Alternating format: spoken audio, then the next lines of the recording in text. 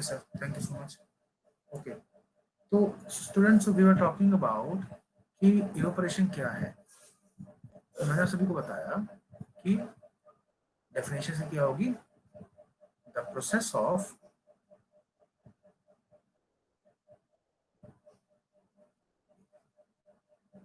changing of liquid to vapor or gas is called evaporation. evaporation एक process है जहां पे आप किसी भी लिक्विड को गैस में या वेपर में कन्वर्ट करते हो। और आपको पता है ये करवाने के लिए क्या चाहिए, latent heat of heat. Vaporization. Yes, sir.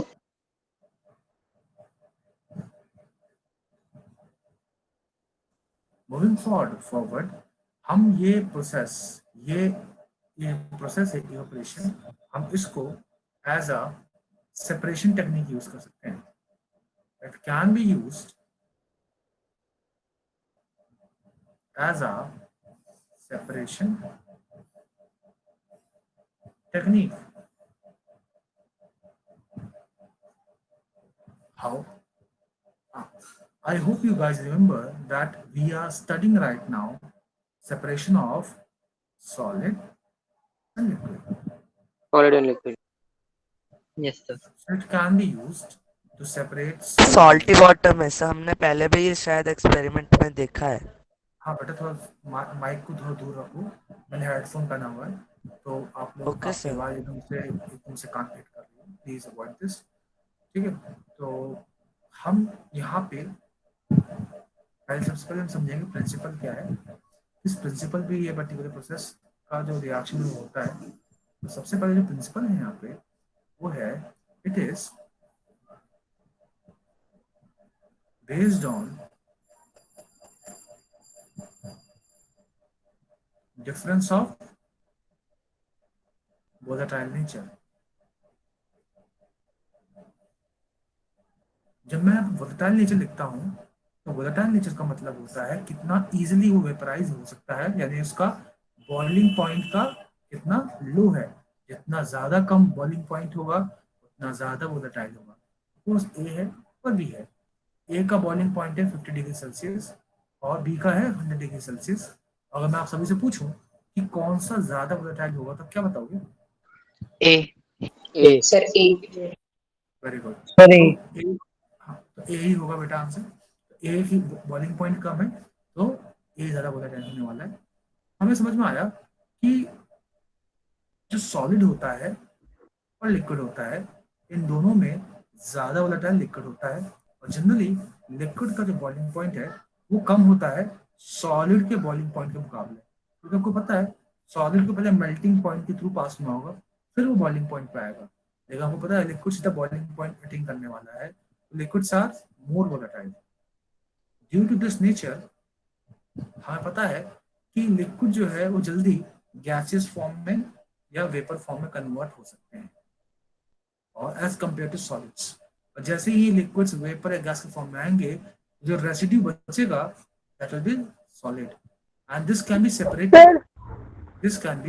Separated from the mixture at the end. Okay sir volatile pressure समझा सकती हूँ, मेरा नेटवर्क बहुत लो आ रहा है। बेटा आप देखो, पहला पॉइंट क्लास लेने बैठे हो तो ऐसी जगह जाके बैठो जहाँ पे इंटरनेट हो, बिना नेटवर्क के ना सर बैठे। वहीं बैठा हूँ सर, वहीं बैठा हूँ। आज बारिश हुई थी तो आज वेदर लो है इसलिए ऐसा हो रहा है। कोई बात नहीं, फिर भी मैं आप सभी को एक जनरल इंफॉर्मेशन दे रहा हूँ। अगर आप सभी क्लास लेने बैठ रहे हैं तो आप नेटवर्क एरिया में ही बैठे, नहीं तो आप चीज़ें मिस होगी। कई चीज़ें ऐसी होंगी जो आपको मालूम भी नहीं पड़ेगा। ये तो आपको पता लग गया कि आपको समझ नहीं आया। बहुत सारी ऐसी चीज़ें होंगी जो आपको मालूम भी नहीं पड़ेगा और आप मिस कर देंगे। तो आपकी भलाई के लिए आपको बता रहा हूँ कि प्लीज इंश्योर हमेशा आप एक नेटवर्क एरिया में ही बैठें। तो बेटा वोलेटाइल का मतलब होता है कितना लो है उसका बॉइलिंग पॉइंट, कितना इजीली वो लिक्विड से गैस में कन्वर्ट हो सकता है, कितना इजीली वो बॉईल हो सकता है, जितना इजीली वो बॉईल हो सकता है उतना ज्यादा वो वोलेटाइल होता है। क्या ये क्लियर है? तो सर उसमें बॉइलिंग पॉइंट कम होना चाहिए ना? हाँ, तो मैं भी तो यही बोल रहा हूँ, जितना कम बॉइलिंग पॉइंट उतना ज्यादा वोलेटाइल। Okay sir. ठीक है, तो मैंने आसान भाषा में अगर बोलूं तो मैंने वो समझाया है that the process of evaporation is based on the fact that liquid vaporise easily as compare to solid. ठीक है, ये बताया ना मैंने। Yes, आपको sir. आप सभी को पता Yes, है sir. कि जो लिक्विड्स हैं उसका लिक्विड से गैस में कन्वर्जन रूम टेम्परेचर पे भी होता है नहीं होता है? Yes, sir. होता है sir. Yes, sir. Yes, sir, होता है। You all guys know that जो आपका लिक्विड्स हैं, this liquid can change its state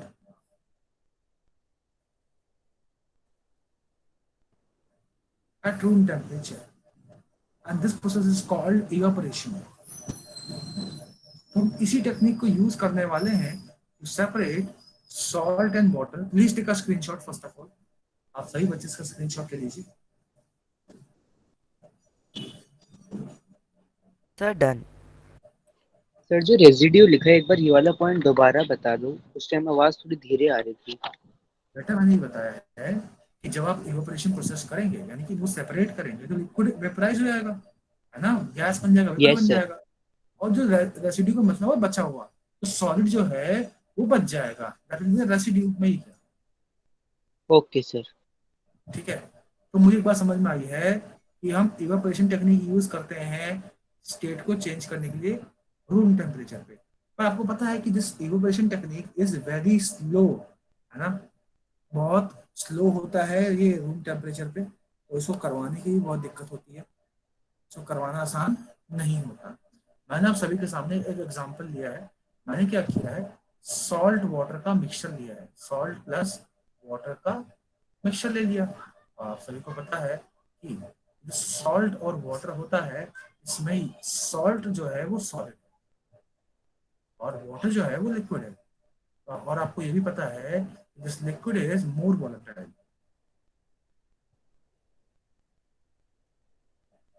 This liquid is more volatile and the solid is less volatile. Now, मैंने क्या किया, इस सॉल्ट वाटर के मिक्सचर का पूरा पूरा सॉल्यूशन इस पर्टिकुलर चाय डिश में लिया। चाय डिश चिकन का बर्तन होता है, व्हाइट कलर का होता है, ये लेबोरेटरी में इसको यूज करते हैं। उसके अंदर पूरे मिक्सचर को मैंने ले लिया, आप सभी ये मिक्सचर को देख भी सकते हैं। ये आपका बंसन का बर्नर है। सर आपको मुझे पता है आपकी आवाज में कमी आ रही है, मैंने हेडफोन भी लगा रखा है। बेटा, थोड़ा सा। आप अपने लैपटॉप का या फोन का वॉल्यूम थोड़ा इंक्रीज कर देखो, सही हो जाएगा। यस सर सही है आपकी आवाज़। सर जब हम इंक्रीज कर रहे हैं तो सर आपकी आवाज तो ठीक आ रही है लेकिन बाकी बच्चों की आवाज बहुत तेज आ रही है तब। हाँ, बेसिकली मैं एक नॉर्मल वॉइस पे बोल रहा हूँ, I don't know why this is happening. मैं ऑडिबल तो हूँ ना, मैं समझा तो पा यस रहा हूँ सर। आपसे। Yes, sir. Yes sir easily. Mokshika पूछ रही है, मोक्षिका बेटा आप हो? Yes sir. बेटा सर मुझे अब समझ में रेजिड्यू आ रहा वाला है? पॉइंट भी क्लियर नहीं हुआ था। देखो रेसिड्यू का मतलब होता है बच गए, अभी आ जाएगा समझ में, अभी आ जाएगा, रेसिड्यू दोबारा समझा दूंगा। और कोई डाउट है? No sir. अभी तो आवाज क्लियर आ रही है ना? Hello hello. Yes sir. Yes, sir. Sir voice थोड़ी बफर हो एक सेकंड रुको, मैं एक बार ना ये हेडफोन हटा के देखता हूँ। अब बताओ, अब आ रही है बात सही? यस अब बेटर है, पहले बेटर था? अब बेटर। सर पहले मोक्षिका बेटर। पहले मोक्षिका बेटर अब था। बेटर, पहले बेटर था? सर पहले था। सर दोनों बराबर चाहिए। सर अब थोड़ा बफर होने लगे, पहले सही था। इसलिए कह रहा हूँ बेटा थोड़ा सा एडजस्ट करना सर पड़ेगा। दोनों में सही था। हाँ, सर दोनों बराबर चाहिए थे। यस सर दोनों सही। लीव इट नाउ, मतलब ये सब चीजें चलती रहेंगी बेटा, नेटवर्क है, वही होता है बेटा, जब देखो टेक्नोलॉजी जब हम यूज करते हैं तो टेक्नोलॉजी के प्रॉस एंड कॉन्स तो होते हैं। तो बहुत सारे प्रॉस हैं, देखो डायग्राम्स इतने प्यारे प्यारे डायग्राम्स आ रहे हैं। थोड़ा सा कॉन्स है कि हाँ थोड़ा सा साउंड मेरा आपका आ रहा है, तो आप मुझे बता देना जहाँ पे कोई शब्द आपको समझ नहीं आए, आप मुझे बता सकते हैं कि sir you are not audible, please repeat. तो तुरंत बताना, वेट मत करना सेंटेंस, ठीक है। तो मैं आपको ये समझा रहा हूँ कि यहाँ पे सॉल्ट सॉलिड है और वाटर लिक्विड है, इनको सेपरेट करना है। इस मिक्सचर को ले लिया, ये आपका बंसन का बर्नर है। आपको पता है आईआईटी में क्वेश्चन क्या है? हेलो, हम Audible? Yes sir. Yes, sir. Yes. IIT ने क्या किया, फ्लेम दे दिया बना करके।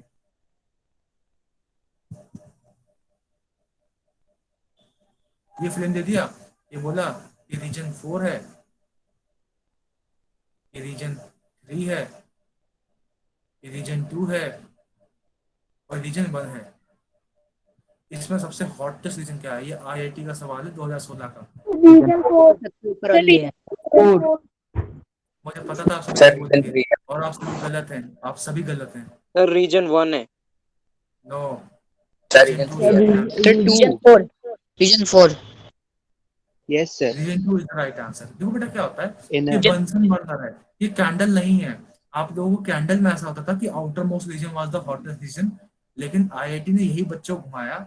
उसने क्या किया, बंसन बर्नर दे दिया। आपको पता है यहाँ पे ना गैस का इनलेट होता है, गैस यहाँ से आती है और यहाँ पे होता है प्राइमरी कंबस्शन। जो प्राइमरी कंबस्शन जहाँ होगा वहीं पे सबसे ज्यादा हीट प्रोड्यूस होती है। तो यहाँ पे एयर का पैसेज है, कैंडल में नहीं होता। इसलिए आपने देखा होगा बंसन का बर्नर बर्नर जो होता है उसका फ्लेम ब्लू होता है, येलो नहीं होता।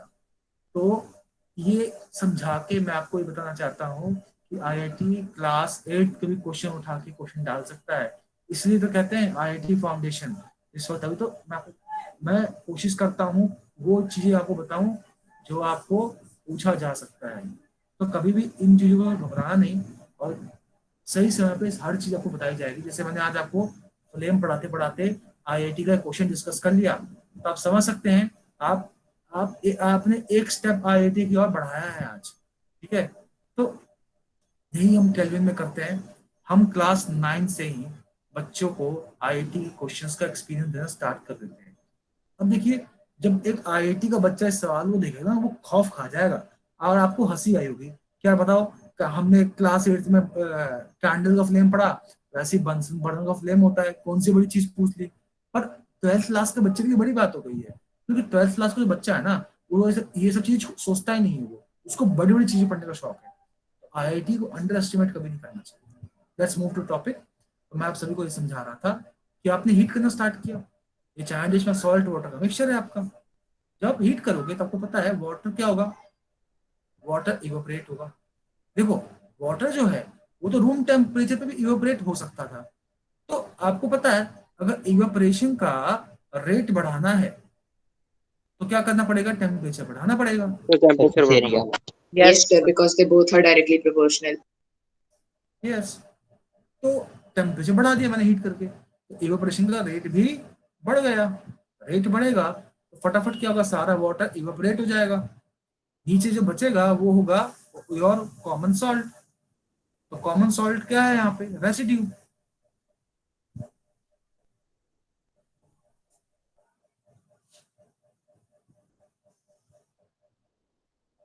समझ में आया सभी को? Yes sir. यस सर, समझ आया। Yes, sir. Behind substance we have, and this is how we use evaporation as a separation technique. बच्चों समझ में आया सभी को? Yes sir. Yes sir. Yes sir. समझ आया। Yes sir.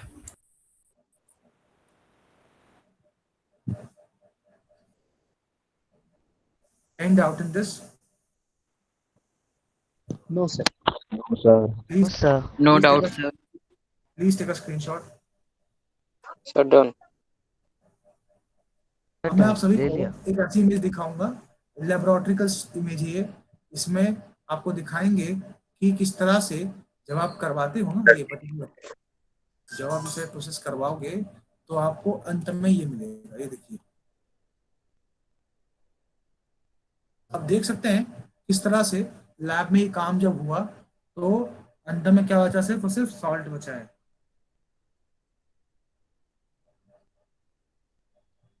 जो सॉल्ट मिलता है वो प्योर ही होता है ना? जो भी उसमें, अब बेटा आपने जो मिक्स किया था वो क्या मिक्स किया, NaCl, तो बचेगा भाई NaCl ना, समझ रहे हो? Yes yes sir. Sir. Yes, sir. Sir ये क्या है? बेटा नमक है, नमक, देश का नमक। ये देख रहे हैं ना आप सभी, ये सारा सारा नमक है बेटा, ये बचा हुआ नमक है आपके yes yes sir. Okay sir. तो सर हर बार सर जो सॉलिड और लिक्विड का इवेपोरेशन होता है बेटा उसमें आपकी सर आवाज, उस मोक्षिका आपकी आवाज में बहुत कट रही है। हमेशा सॉलिड ही मोक्षिका, मोक्षिका आपकी आवाज बहुत कट रही होगा है। ना, लिक्विड हर बार इवेपोरेट होगा ना? सर सर मैं सत्यम है। सर सत्तर मैं में बोल रहा हूँ। बोल रही। क्या बेटा? सर सत्यम है, मोक्षिका नहीं है। सर अरे 70 आप बोल लोगों की रही, आवाज, मैं नहीं थी। अच्छा सत्यम बेटा आपकी आवाज बहुत ब्रेक हो रही है, नेटवर्क में बैठो, नेटवर्क में। सर आ रही है अब? अब आ रही है, बोलो फिर से।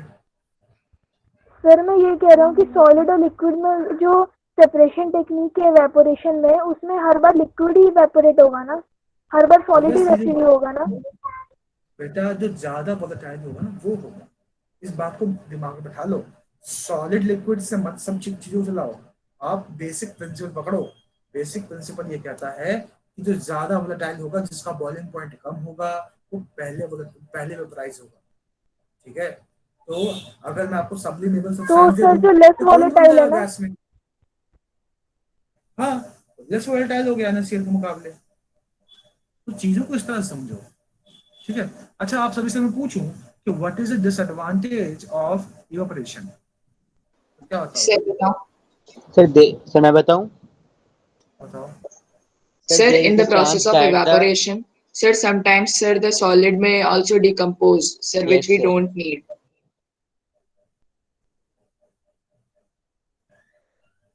Yes,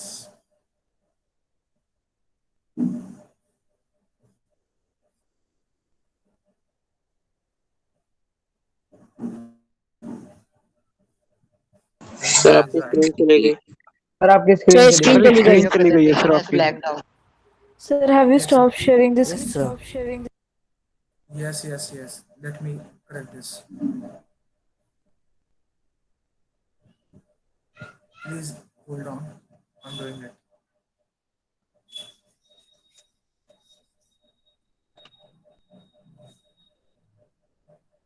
So this is what, अच्छा आप लोगों ने क्या बताया, डिसएडवांटेज क्या है इसका? Sir, in evaporation, the object which we want to obtain may get decomposed, which we don't want. because उसके बारे में उसके Because बारे में तो हम बात करेंगे। अभी जो आपको समझना है ना वो ये है कि जब भी आप इवेपोरेशन कराते हो ना, तो कोई एक चीज जो है वो लूज कर देते हो आप। आपने जब इवेपोरेशन कराया, आपने क्या लूज किया? वाटर। वाटर। वाटर को which has more volatile sir nature. Water. Yes, आप लोगों ने एक कंस्टिट्यूएंट मिक्सचर का लूज कर दिया। This is the disadvantage of your particular evaporation process. आप सभी को ये लेकिन पॉइंट सर याद रखना है। हाँ बोलो। एक्सक्यूज मी सर, सर ये जो हाँ बोलो। प्रोसेस है यहाँ पर जब इवेपोरेट होगा तो यहाँ पर इसके ऊपर भी एक हम लोग कुछ प्लेट या फिर कुछ भी ढकने के लिए लगा सकते हैं ना? तो उसमें जब वाटर जैसे इवेपोरेटेड वाटर टेक्निक, जाएगा तो वो टेक्निक अलग हो जाता है, उसका अलग नाम है, वो डिस्टिलेशन है, वो पड़ेगा। यस सर वो डिस्टिलेशन हो जाती तो सर वो तो डिस्टिलेशन हो जाएगा, उसमें कंडेंसर भी लगाना पड़ेगा। One of the constituent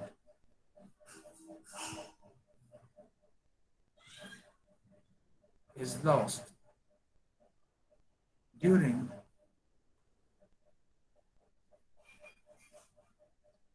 evaporation. This is the disadvantage of particular process. समझ में आया? Yes sir. चलिए, सर लेकिन तो हम उसको सेपरेट करने के लिए तो ये प्रोसेस कर रहे हैं, तो ये डिसएडवांटेज कैसे हुआ? बेटा कभी भी आप एक चीज बताओ ना, अगर आप फैक्ट्री के ओनर हो, ठीक है, और आपने खदान से ओर निकाला, तो अब मान लो आप गोल्ड के व्यापारी हो, सोना निकालना चाहते हो, अगर उसके अंदर आयरन प्रेजेंट है, प्लेटिनम प्रेजेंट है, तो उसे फेंक दो क्या उसमें से? सर एक सेकंड ऊपर करना, स्क्रॉल करना। तो क्या आप उसको फेंक दोगे, बाकी सामान फेंक दोगे उसका? सॉरी सर, मैं लीव हो गई थी, एक बार आप रिपीट कर देंगे? बेटा मैंने ये बोला है कि अगर आप किसी माइनिंग फैक्ट्री का मालिक हो जो गोल्ड निकालता है, लेकिन गोल्ड निकालते वक्त उस ओर से आप सभी आपको आयरन, क्रोमियम, प्लैटिनम, सिल्वर मिल रहा है, तो आप फेंक दोगे? नहीं सर, फेंकेंगे नहीं। तो आप एक ऐसा टेक्निक ढूंढोगी जिससे कि ये सारे के सारे कंस्टिट्यूएंट आप सेपरेट कर लो और फिर उन सभी को इकट्ठा करके आप ऑब्जेक्ट में कन्वर्ट करके डिफरेंट डिफरेंट शेप में और फिर उसको मार्केट में बेचो, क्योंकि उसको निकालने में आपने पैसा फूका है ना। जब पैसा खर्च होता है तो इंसान एक एक रुपए का हिसाब रखता है। मतलब हमारे पास पानी भी बच जाए और सॉल्ट भी सेपरेट हो जाए, ऐसा मेथड है। ऐसा मेथड इज प्रेफरेबल। तो एंड जो दूसरा डिसएडवांटेज बताया था बच्चे ने, वो भी समझा दीजिए एक बार। हाँ, मैं उसको एक पर्टिकुलर एग्जांपल के साथ समझाऊंगा, ठीक है? इसमें इसमें वो डिसएडवांटेज काउंट नहीं होगा, क्योंकि इसमें आप ये डिकम्पोज नहीं होने वाला, क्योंकि सॉल्ट का जो मेल्टिंग पॉइंट है वो 800 का राउंड होता है और वाटर का जो बॉइलिंग पॉइंट है वो 100 डिग्री सेल्सियस होता है। तो 800 डिग्री सेल्सियस तो आप अटेन ही नहीं कर पाओगे इस तरह से हीट करके बंसन बर्नर पे, है ना? Yes sir. Yes sir. Yes sir. चलिए अब हम समझते हैं separation of dye from ink. Sir लेकिन अगर हम कोई ऐसा सॉलिड लें जिसका बॉइलिंग पॉइंट वाटर से नीचे हो, वो तो हो सकता है ना डिकम्पोज उस टाइम पे? हाँ, वो एग्जांपल दे रहा हूँ। Yes sir.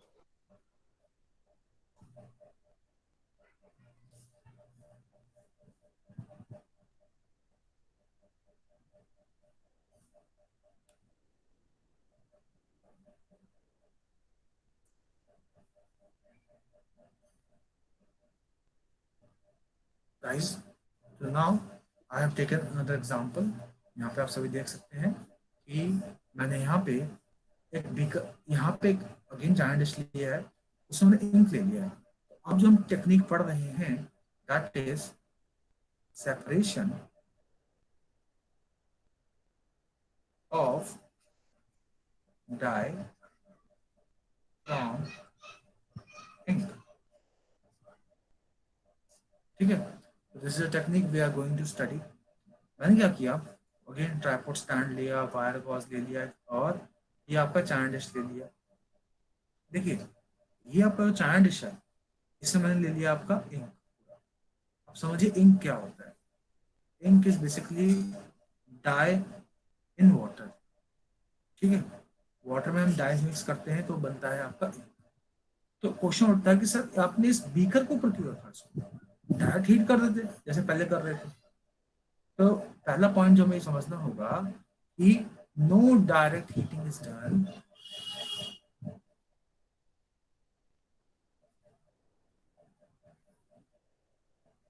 During separation of dye from ink,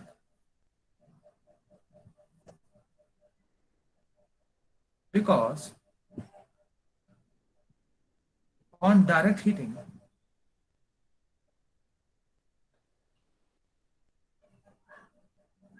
it may decompose।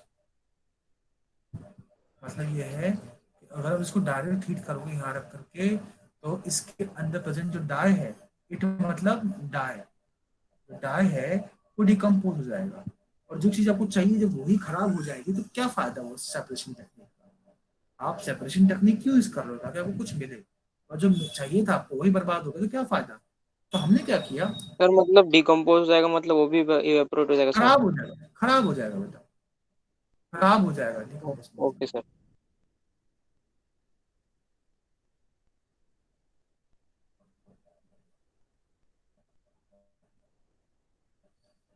अगर स्टेटमेंट में ये कहूंगा कि why water bath is used, तो वो क्या लगता है वाटर बाथ हम यूज कर रहे हैं? ये जो आपका वाटर बाथ है इसमें वाटर है, आप वाटर को हीट कर रहे हो। जब वाटर को हीट करोगे तो वाटर का मैक्सिमम टू मैक्सिमम टेम्परेचर कितना जाएगा? 100 degree 100 degree Celsius. This is the maximum temperature. तो किसी भी केस में टेम्परेचर इससे ऊपर नहीं जाने वाला, तो इससे ऊपर की हीट नहीं मिलेगी इसको।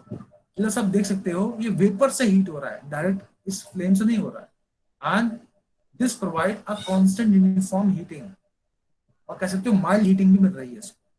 इंस्टेड ऑफ स्ट्रॉन्ग हीटिंग इसको माइल्ड हीटिंग मिल रही है, जिससे कि इस चार्ट डिश में प्रेजेंट जो इंक है उसके अंदर प्रेजेंट वाटर है उसको धीरे धीरे इवेपोरेट होने की पॉसिबिलिटी मिलेगी, और बिना डिकम्पोज हुए एट द एंड आपको क्या मिल जाएगा? डाई ऑक्टेन होगा। सर जो समझ में आया वेपर हो सभी? तो लगातार जाए जा रहे हैं तो और गर्म नहीं हो जाएगा? फिर तो जल्दी हो जाएगा सर। बेटा ऐसा नहीं है कि कुकर नहीं है, बगल से वो होगा पैसेज उस वेपर को निकलने का। ये ऐसा नहीं है कि उड़ जाएगा या वो कंप्लीटली क्लोज्ड है, वो ऐसा नहीं है। वेपर्स निकलते रहेंगे, लेकिन वेपर्स का मैक्सिमम टेम्परेचर 100 डिग्री सेल्सियस ही होगा। क्योंकि आप सभी ने पढ़ा है कि वाटर हो या लिक्विड हो, चाहे वाटर हो या वेपर हो, दोनों आपस में इक्विलिब्रियम में होते हैं और दोनों टेम्परेचर कितना होता है? 100 डिग्री सेल्सियस। जब तक वो आपस में जब तक दोनों एक साथ प्रेजेंट हैं, और आपको पता है जब तक दोनों प्रेजेंट हैं 100 डिग्री ऊपर से ऊपर टेम्परेचर नहीं जाएगा, तो आप उसको आसानी से यूनिफॉर्मली हीट कर सकते हो।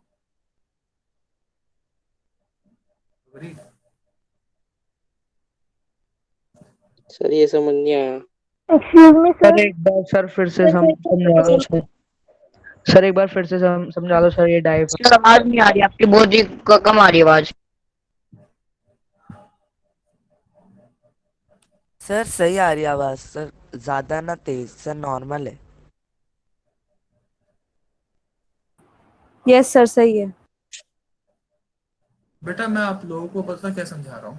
अगेन इवापोरेशन का एक केस समझा रहा हूँ, पर ये एक स्पेशल केस है, ये एग्जाम में आता है कई बार। यहाँ पे क्या हो रहा है? यहाँ पे मुझे डाई जो है वो सेपरेट करना है किससे? इंक से। आप सभी ने इंक देखा होगा। इंक क्या होता है? डाई प्रेजेंट होता है वाटर में, उसी को हम बोलते हैं ink। तो मैंने क्या किया, instead of heating directly on the flame, मैंने इसको वाटर बाथ पे रखा है। इसको हम क्या बोलते हैं? Water bath. तो वाटर बाथ पे रखने का जो पर्पज है वो ये है कि अगर मैं इसको डायरेक्ट हीट करूंगा यहाँ पे, तो डायरेक्ट हीटिंग के कारण ये क्या होगा? डिकम्पोज हो जाएगा इसके अंदर प्रेजेंट डाई, इंक के अंदर प्रेजेंट डाई डिकम्पोज होने वाला है। अगर ऐसा हो गया तो मेरा पर्पज ऑफ वर्क सारा ही खराब हो गया। अगर मान लो आप नारियल छील रहे हो, नारियल छीलते छीलते और नारियल टूट गया, तो पर्पस खराब हो गया। जो पानी था वो पानी निकल गया उसका, नारियल का। मतलब सर ये होता है। इंक का बॉइलिंग पॉइंट कम है वाटर से, ओ सॉरी डाई का। क्या बेटा? नहीं बेटा देखो, डाई का बहुत डाई, आपका जो डाई है वो क्या है? सॉलिड है ना बेटा। जो डाई है और वाटर है, इंक का कॉन्स्टिट्यूएंट। ये क्या है? लिक्विड। ये क्या है? आपका सॉलिड है। आपको पता है ये ज्यादा वोलेटाइल है, यानी कि जो पहले बॉईल होगा वो क्या होगा? वाटर होगा। जब आप इसको इस गर्म वाटर बाथ पे रखोगे, तो ये जो वेपर्स है ना गरम गरम, ये यहाँ पे आएंगे, ये इसको हीट करेंगे और इवेपोरेशन का रेट बढ़ाएंगे, और सारा का सारा वाटर वेपराइजेशन स्टार्ट हो जाएगा। अंत में क्या बचेगा? आपका डाई बच जाएगा। मैं ये समझा रहा हूँ। दोबारा समझाऊं क्या? तो सर फिर yes sir. Yes sir. No sir, no need to explain again. Sir तो ये हम वाटर बाथ से क्यों दे रहे हैं? तो हम डायरेक्ट वाटर से भी तो दे सकते हैं ना। सर वो सर वाटर बीकर लिक्विड तो कोई आपने मिटा दी। तो सब तो मिट गया। वाटर बेटा वाटर अपने हाथ में लेके गर्म करोगे क्या? नहीं ना, सर बीकर कंटेनर। कोई वाटर बाथ कह रहे हैं ना? और क्या? तब से ही तो बोल रहा हूँ। पानी को अपने हाथ में धोगा, गरम गरम पानी रखोगे, कंटेनर तो चाहिए काम करने के लिए, ये नहीं चाहिए?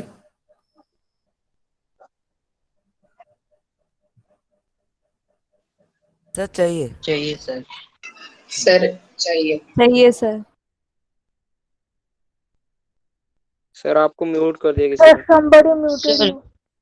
sir, happy muted you. Sir happy ने म्यूट कर दिया आपको। सर हैप्पी ने म्यूट कर दिया। हैप्पी इस तरह की हरकत करके आप मूर्ख साबित हो रहे हो बाकी बच्चों के आगे। आपको लगता है कि आप फूल साबित हो रहे हो, गलतफहमी है आपकी।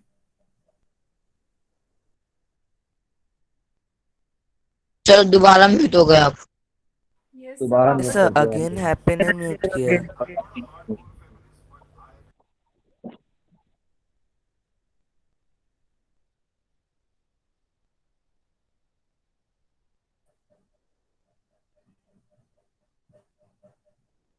सर म्यूट कर दिया आपको फिर से।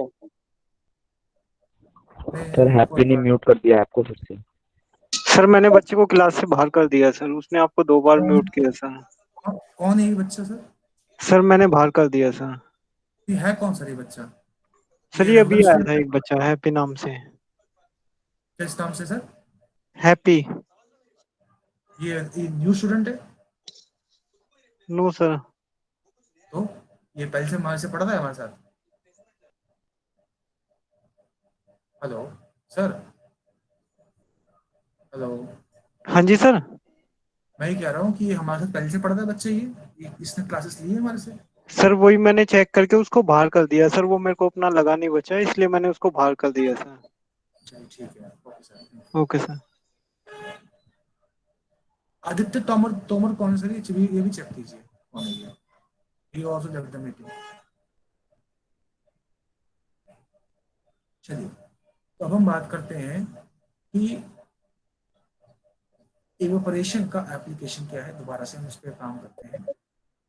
आपको ये बात पता है कि इवेपोरेशन में हम सॉलिड और लिक्विड को सेपरेट करते हैं। यहाँ पे अब हम इंक की बात करने वाले हैं। इंक में प्रेजेंट सॉलिड डाई को और लिक्विड वाटर को सेपरेट करना चाहते हैं। आपको पता है कि वाटर इज मोर वोलेटाइल, तो पहले आपका वेपराइज हो जाएगा। लेकिन अभी हम जो वे ऑफ हीटिंग है थोड़ी अलग होने वाली है। Instead of directly putting it on burner, ऐसे रखने के बजाय हमने क्या किया, एक बीकर ले लिया। इस बीकर को भी मैं वाटर बाथ बोल रहा हूँ। केमिस्ट्री में इसको वाटर बाथ बोलते हैं लैब्स में।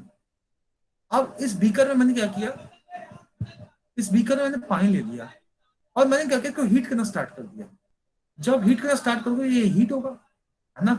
इसका टेम्परेचर क्या होगा, बढ़ेगा, तो ये वेपर में आएगा, एक पॉइंट पे आकर के बॉइलिंग स्टार्ट हो जाएगा। अब मैंने क्या किया, उसके ऊपर रख दिया क्या, ये चाइना डिश। अब ये गर्मा गर्म जब वेपर इसके कॉन्टेक्ट में आएगा तो इसको गर्म करेगा। ये गर्म होगा तो इसमें प्रेजेंट वाटर, जो इसमें प्रेजेंट वाटर है उसका भी इवेपोरेशन स्टार्ट हो जाएगा, ठीक है। और धीरे धीरे सारा वाटर इवेपोरेट हो जाएगा, बचेगा क्या, सॉलिड रेसिड्यू आपका डाई। सर जो वाटर बाथ में पानी है वो सर वो तो उतना ही रहेगा ना? देखो ना बेटा, ये पानी कितना है और ये पानी कितना कम हो गया ना। एक तो पानी कम किया ना इसने भी सर आपने तो बोला ये पूरा इंक्लोज होता है। मैंने कब बोला बेटा इंक्लोज होता है? मैंने बोला पूरा इंक्लोज नहीं होता, यहाँ से निकल सकता है। यस सर, आपने बोला था कि जगह होती है उसके उसको एस्केप करने के लिए। Exactly, it is not a cooker जो तुम ये सोच रहे हो। ऊपर बस बर्तन रखा है, ठीक है। नाउ क्वेश्चन उठता है कि why no direct heating, direct heating क्यों नहीं हुई है? तो डायरेक्ट हीटिंग ना होने का कारण ये है कि अगर मैंने इस टेक्निक से किया होता तो यहाँ पे क्या, यहाँ पे अनकंट्रोल्ड हीटिंग होती, समझिएगा, यहाँ पे अनकंट्रोल्ड हीटिंग होती। अनकंट्रोल्ड हीटिंग का मतलब होता है आपके हाथ में बिल्कुल भी कंट्रोल नहीं है, लगातार आप हीट प्रोवाइड कर रहे हो और इसका टेम्परेचर अनकंट्रोल्ड वे में बढ़ रहा है, लगातार बढ़ रहा है। लेकिन यहाँ पे क्या हो रहा है, कंट्रोल्ड हीटिंग, क्योंकि आपको पता है कि मैक्सिमम टू मैक्सिमम जो टेम्परेचर है वो कहाँ जाएगा, वो 100 डिग्री सेल्सियस जाएगा, उससे ऊपर नहीं जाने वाला। क्योंकि उससे ऊपर जाते ही वाटर वेपर बन जाएगा, वेपर से कॉन्टैक्ट में आकर फिर यहाँ निकल जाएगा, ऐसे करके निकलता रहेगा। तो मैक्सिमम टेम्परेचर कितना रहने वाला है, 100 डिग्री सेल्सियस। अब होगा क्या, यहाँ पे क्या हो रहा है, अनकंट्रोल हीटिंग क्या तो सर इसका हीटिंग सर समझ में आ रहा है। बट अनकंट्रोल हीटिंग का मतलब ये है कि आपके बस में टेम्परेचर को कंट्रोल करना नहीं है।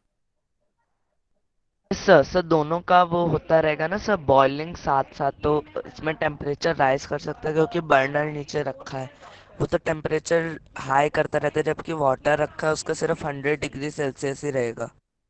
बेटा देखो, वाटर मैंने इसलिए दिया है क्योंकि वाटर का जो maximum to maximum liquid state में टेम्परेचर 100 जाएगा डिग्री वो होगा सेल्सियस 100 डिग्री सेल्सियस। वो उससे ऊपर तो नहीं जाने वाला ना। यस सर, सही समझ आ गया मेरे को। बाकी तो को मत चलो।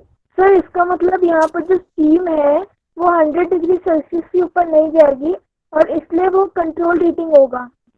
एग्जैक्टली, वाटर की जो स्टीम है, वेरी गुड। तो मतलब स्टीम के द्वारा हम लोग यहाँ हीटिंग कर रहे हैं और अनकंट्रोल हीटिंग में वो डायरेक्ट फ्लेम से होता जो कि हम अवॉइड कर रहे हैं। यस, तो अब देखो, Sir, can you uncontrol heating, give uncontrol heating होगी तो टेम्परेचर 100 डिग्री, फिर 200, 300 कितना हो जाएगा। ये जो डाई है ये डिकम्पोज हो जाएगा। बोलो क्या बोल रहे हो अभी, क्या बोल रहा है, कौन क्या बोल रहा है बताओ।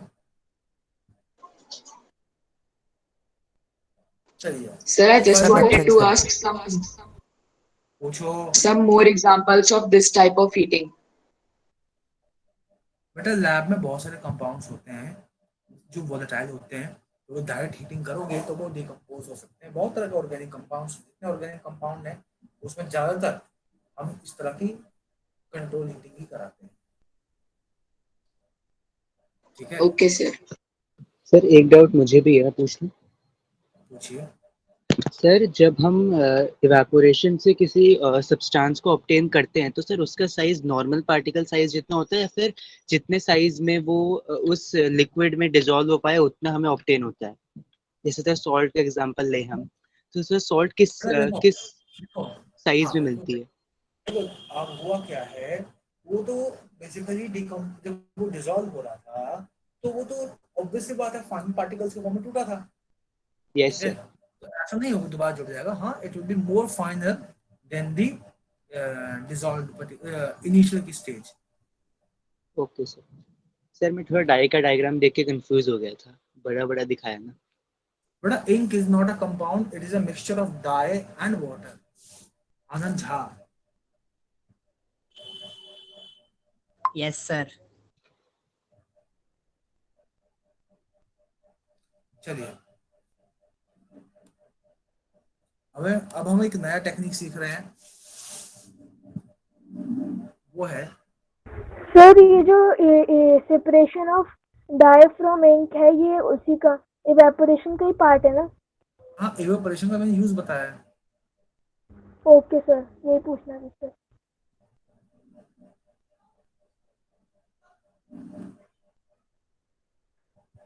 Crystallization.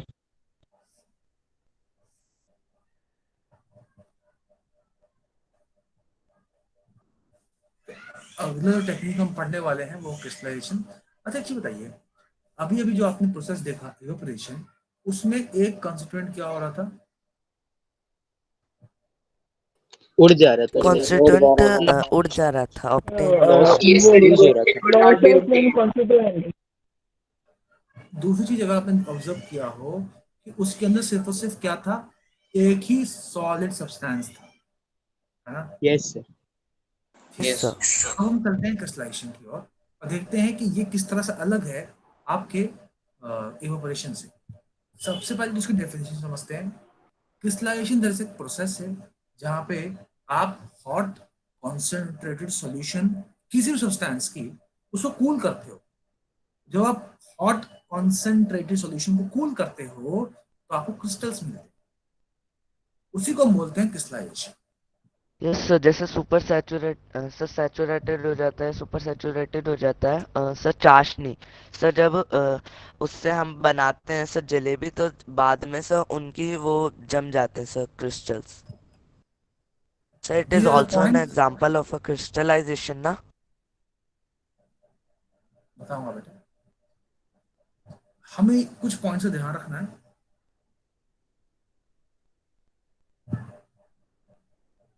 सबसे पहले हम डेफिनेशन लिखेंगे। the process of cooling a hot concentrated solution of a substance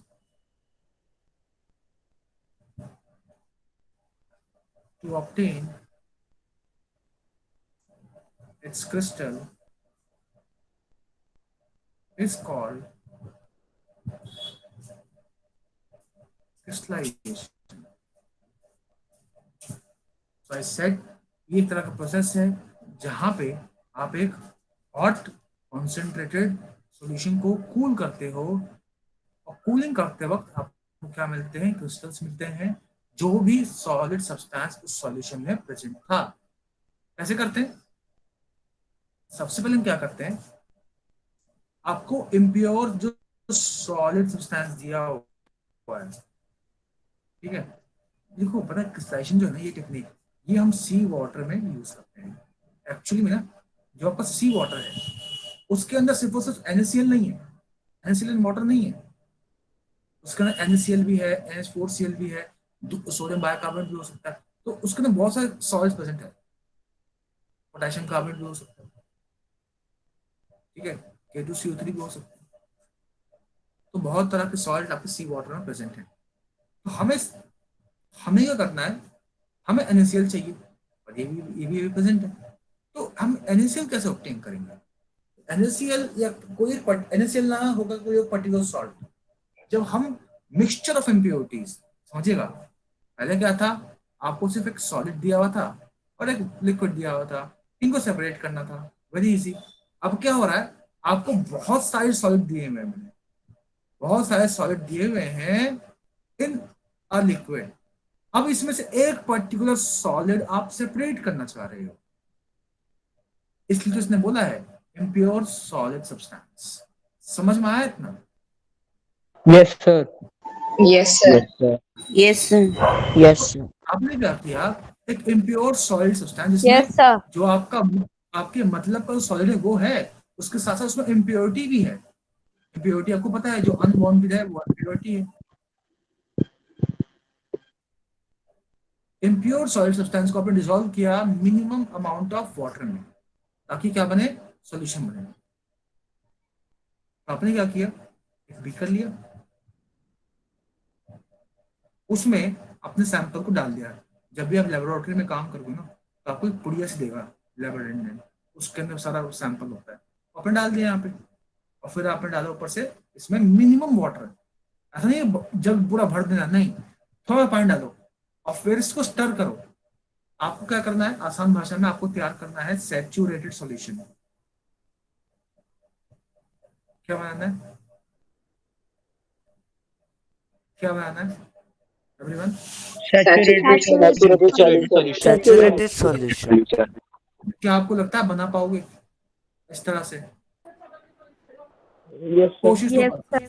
no sir, Yes, sir कोशिश करेंगे सर, हीट कंफर्म करना नहीं है, पड़ेगा कोशिश उसके लिए। करें। आप क्या करोगे, कम से कम पानी में इस सैंपल को डिसॉल्व करने की कोशिश करोगे, लेकिन 2 ml 10 ml 20 ml आप एक्स्ट्रा पानी डाल ही दोगे इसमें, मुझे पता है और मेरे से भी होता है।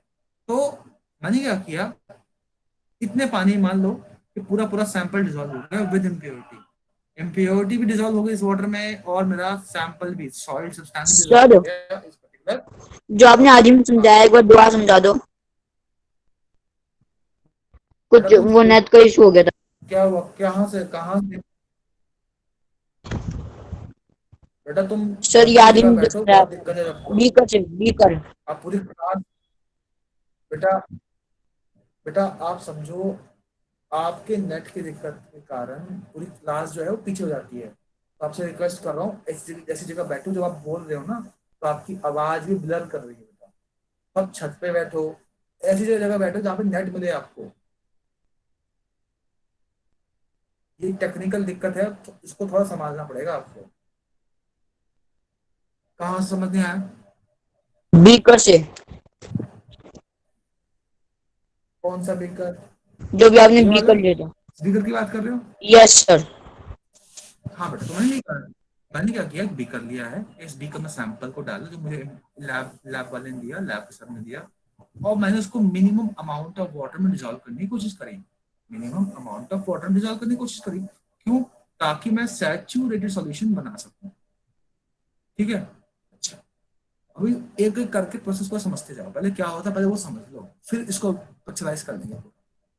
नाउ आपने ऐसा करते वक्त क्या उतना ही पानी डाला होगा जितनी जरूरत है? नहीं, आपने थोड़ा बहुत एक्स्ट्रा डाला होगा पानी। तो मान लो ये सैंपल जो है इसके लिए चाहिए था 20 ml पानी सैचुरेटेड सॉल्यूशन के लिए, आपने डाल दिया 25 ml पानी, और आपको लग रहा है कि आपने जो सॉल्यूशन तैयार किया है वो सैचुरेटेड है, और क्या वो सैचुरेटेड होगा?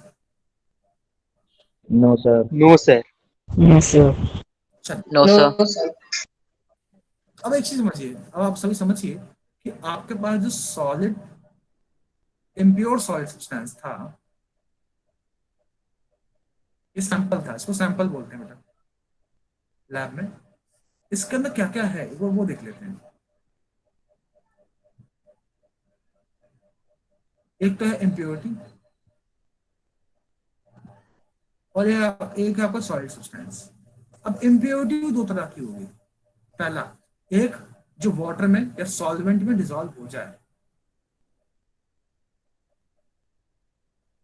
आपने वाटर लिया है तो वाटर में डिसॉल्व हो जाए। एक जो सॉल्वेंट में डिसॉल्व ना हो।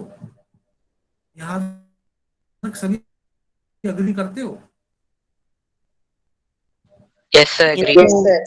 Yes sir, agree. सो गए क्या सारे?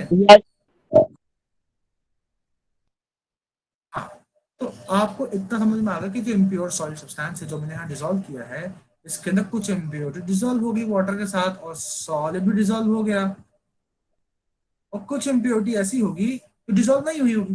तो क्या मैं उसको फिल्टर कर सकता हूँ? Yes sir. Yes sir. Yes, sir. Yes, sir. Solution is filtered to remove insoluble impurities. Second statement यही कह रहा है कि after dissolving and trying to make the saturated solution, हमने क्या किया, उसके अंदर प्रेजेंट जो impure substances थे और insoluble भी थे, उन्हें मैंने फिल्टर कर लिया फिल्टर की मदद से। ठीक है, अब आपको एक सोल्यूशन मिला है, मान लो ये वो सोल्यूशन है, एक क्लियर सोल्यूशन मिला है। इसके अंदर क्या क्या है? सॉल्वेंट क्या है? मान लो वाटर है,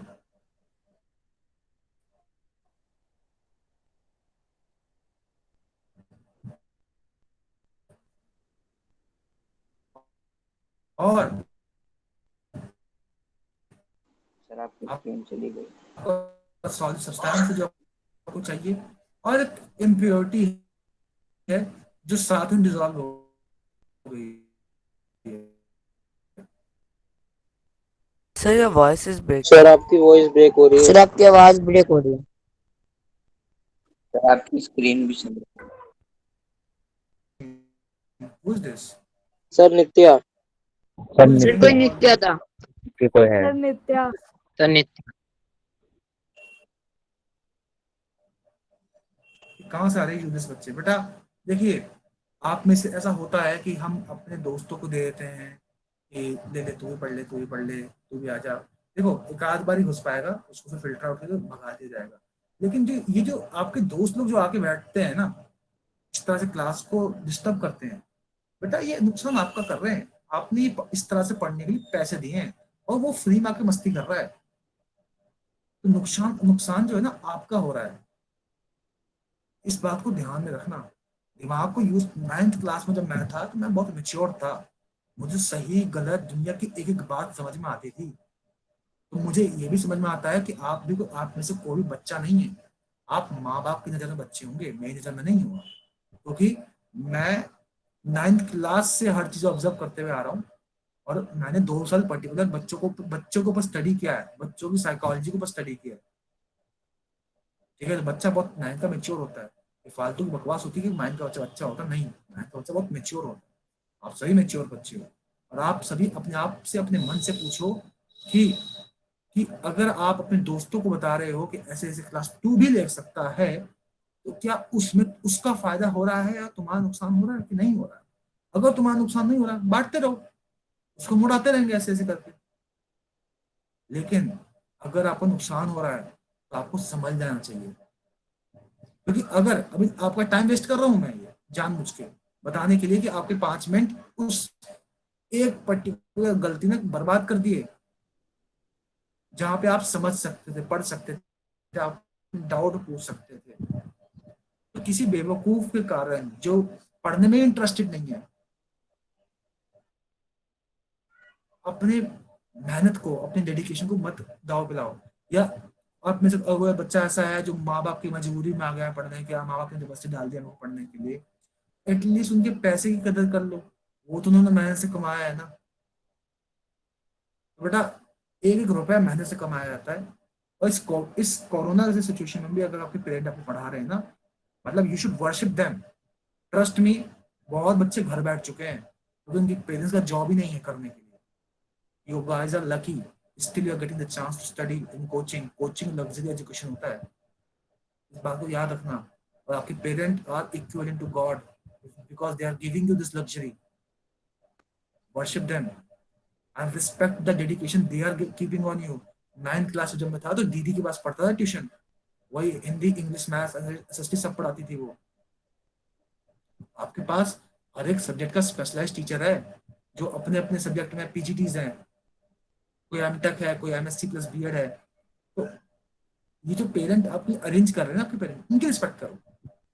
मेरी रिस्पेक्ट करो ना करो मुझे कोई फर्क नहीं पड़ेगा, आप अपने पेरेंट की रिस्पेक्ट करना। अगर उनके भी नहीं करते तो कोई दिक्कत नहीं, जो मन करे वो करो। क्योंकि जो इंसान अपने पेरेंट की रिस्पेक्ट नहीं कर सकता ना, उसके लिए उससे फिर उसमें उम्मीद रखता भी नहीं हो। आप छोटे बच्चे नहीं हो, वो नर्सरी के बच्चे हो, डांट मार के पढ़ाया जाता है, तो बड़े बच्चे हो यार। कोचिंग में आ गए तो बड़े बच्चे हो, क्योंकि जो स्कूल में फंसा है ना अभी भी, वो है मेंटली इमेच्योर। आप कोचिंग में आए हो, उसका मतलब है कि आप ट्यूशन वाले कल्चर से उठना चाहते हो। आपको आज से अपनी आईआईटी और इन सब के रैंक को ड्रीम करना है। मैंने आप सभी को उस बच्ची के मार्क्स दिखाया ना, वो बच्ची पूरे साल काउंसलिंग करी उस बच्ची की मैंने, तब जाकर उसकी रैंक आई है वो। और शी इज ब्रिलियंट चाइल्ड। वैसे ब्रिलियंट बच्चे की तरह बनू ना कि आपकी भी फोटोज छपे इस तरह से। और ट्रस्ट मी, उस बच्चे ने स्क्रैच से स्टार्ट किया है। क्लास 10th में आकर उसने डे 1 से मेहनत करी है। वो टॉपर नहीं थी, टॉपर बनी है कैलविन में आकर के, और आप सभी बन सकते हो। तो मैं आप सभी से रिक्वेस्ट करता हूँ कि आप जिस चीज के लिए पैसा दे रहे हैं उस चीज को दूसरों फ्री में ना बांटें, क्योंकि वो तो उड़ जाएगा, हटा देंगे उसको, एक आध बार में उड़ जाएगा बच्चा। वो हमारे जो टीम है वो देखती रहती है कौन कौन बच्चा बैठा हुआ है क्लास लेने के लिए। सर मैंने बच्चे को बाहर कर दिया सर, दिक्कत आप मैंने चेक करके उस बच्चे को बाहर कर दिया है। और एक दूसरा अभी एक और बच्चा आ रहा था सर, कुरैशी करके, इन्हीं मतलब किसी बच्चे ने फ्रेंड को बांटा होगा, तो उसको भी मैंने अब एंट्री बंद करी है सर, अब मैं एंट्री नहीं दे रहा हूँ। आप किसी को यस एंट्री सर, मत दीजिए सर। यस अगर सर, इसमें से कोई मैं बच्चा वॉच कर रहा हूँ लकी सर, होता पूरा है वॉच कर रहा हूँ तो सर। उसको भी एंट्री मत दीजिए। Okay sir. हाँ, तो आप सभी से रिक्वेस्ट है बेटा कि आप सभी इस तरह की हरकत ना करो। चीप हरकतें हैं ये जो आपके दोस्त आपके यहाँ कर रहे हैं, और नुकसान आपका कर रहे हैं। मेरा कोई नुकसान नहीं हो रहा, मेरा तो सही है, पढ़ाने को कम मिलेगा, मत पढ़ो, मुझे क्या फर्क पड़ रहा है। मेरी सैलरी पूरे टाइम पे आएगी और मेरा काम पूरा चलेगा। नुकसान आपका हो रहा है, नुकसान कंप्लीटली आपका है। तो आपको अगर अपना नुकसान होना समझ में आता है तो ठीक है, और नहीं आता है तो करते रहो जो हरकत करनी है आप सभी को।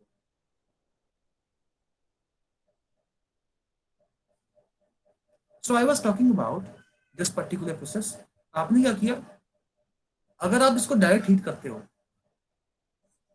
तो अगेन क्या होने वाला है, अनकंट्रोल्ड हीटिंग। अग्रीड। तो अब आपको क्या चाहिए, अब आपको चाहिए कंट्रोल्ड हीटिंग अगेन। तो हम क्या करेंगे, कंट्रोल हीटिंग ही करने वाले हैं। मैं आपके लिए डायग्राम ले लेता हूँ। सर पता कैसे चलेगा कि हमें कहाँ कंट्रोल हीटिंग करना है, कहाँ अनकंट्रोल करना है? बेटा आपको क्रिस्टलाइजेशन में ना कंट्रोल हीटिंग ही करनी पड़ेगी, इस तरह का ख्याल रखना, ठीक है? Okay sir. और उस वाले केस में जो मैंने आपको केस बताया था ना, बस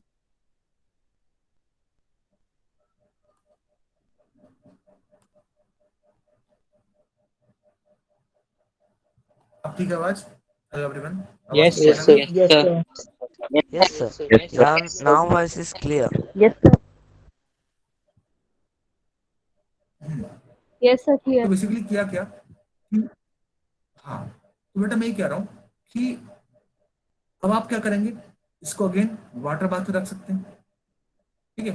पर आपको लगता है कि नहीं नहीं सर हम वाटर बाथ में नहीं रखना चाहते, अगर कोई ऐसा सैंपल नहीं है जो डिकम्पोज नहीं हो सकता, मान लो आपने आप किसमें सॉल्ट ही प्रेजेंट है और उसमें वाटर बाथ की दिक्कत नहीं होगी बिना वाटर बाथ के, तो बिना वाटर बाथ कर लो, डायरेक्ट हीटिंग करना स्टार्ट कर दो उसको, ठीक है। अच्छा, नाउ जब उसको हीट करना स्टार्ट करो तो क्या होगा, जो एक्सेस ऑफ वाटर है वो क्या होगा, इवेपोरेट होगा। मैं इसका एक फ्रेश डायग्राम बनाता हूँ।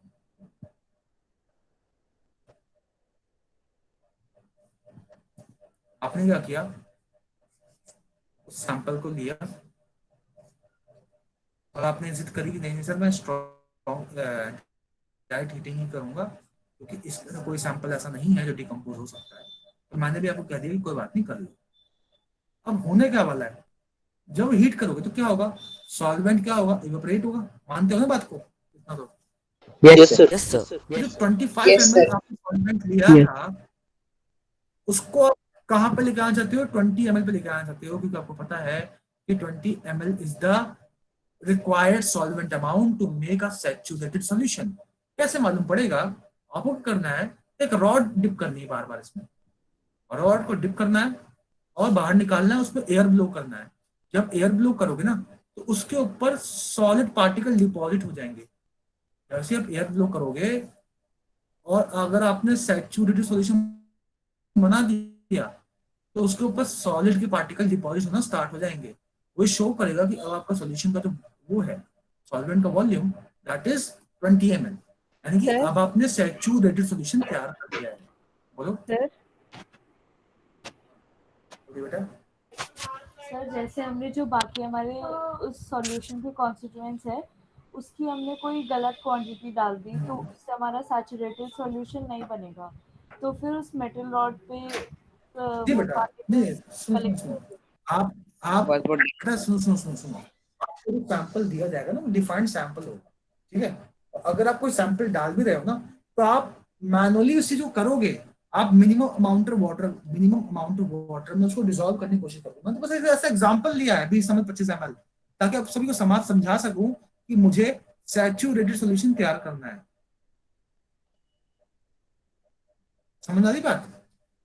यहाँ मैं जो भी ऐसे 25 ml 20 ml ले रहा हूँ ये रियल लाइफ में एग्जिस्ट नहीं करते हैं, मैं बस एक जनरल एग्जांपल ले रहा हूँ जस्ट टू टेल यू कि हाँ ये ऐसे मैंने मान लिया 20 ml सॉल्वेंट मुझे चाहिए था, मैंने 25 ml ले लिया, ऐसे अज्यूम किया हुआ मैंने, ये कोई रियल लाइफ डेटा नहीं है।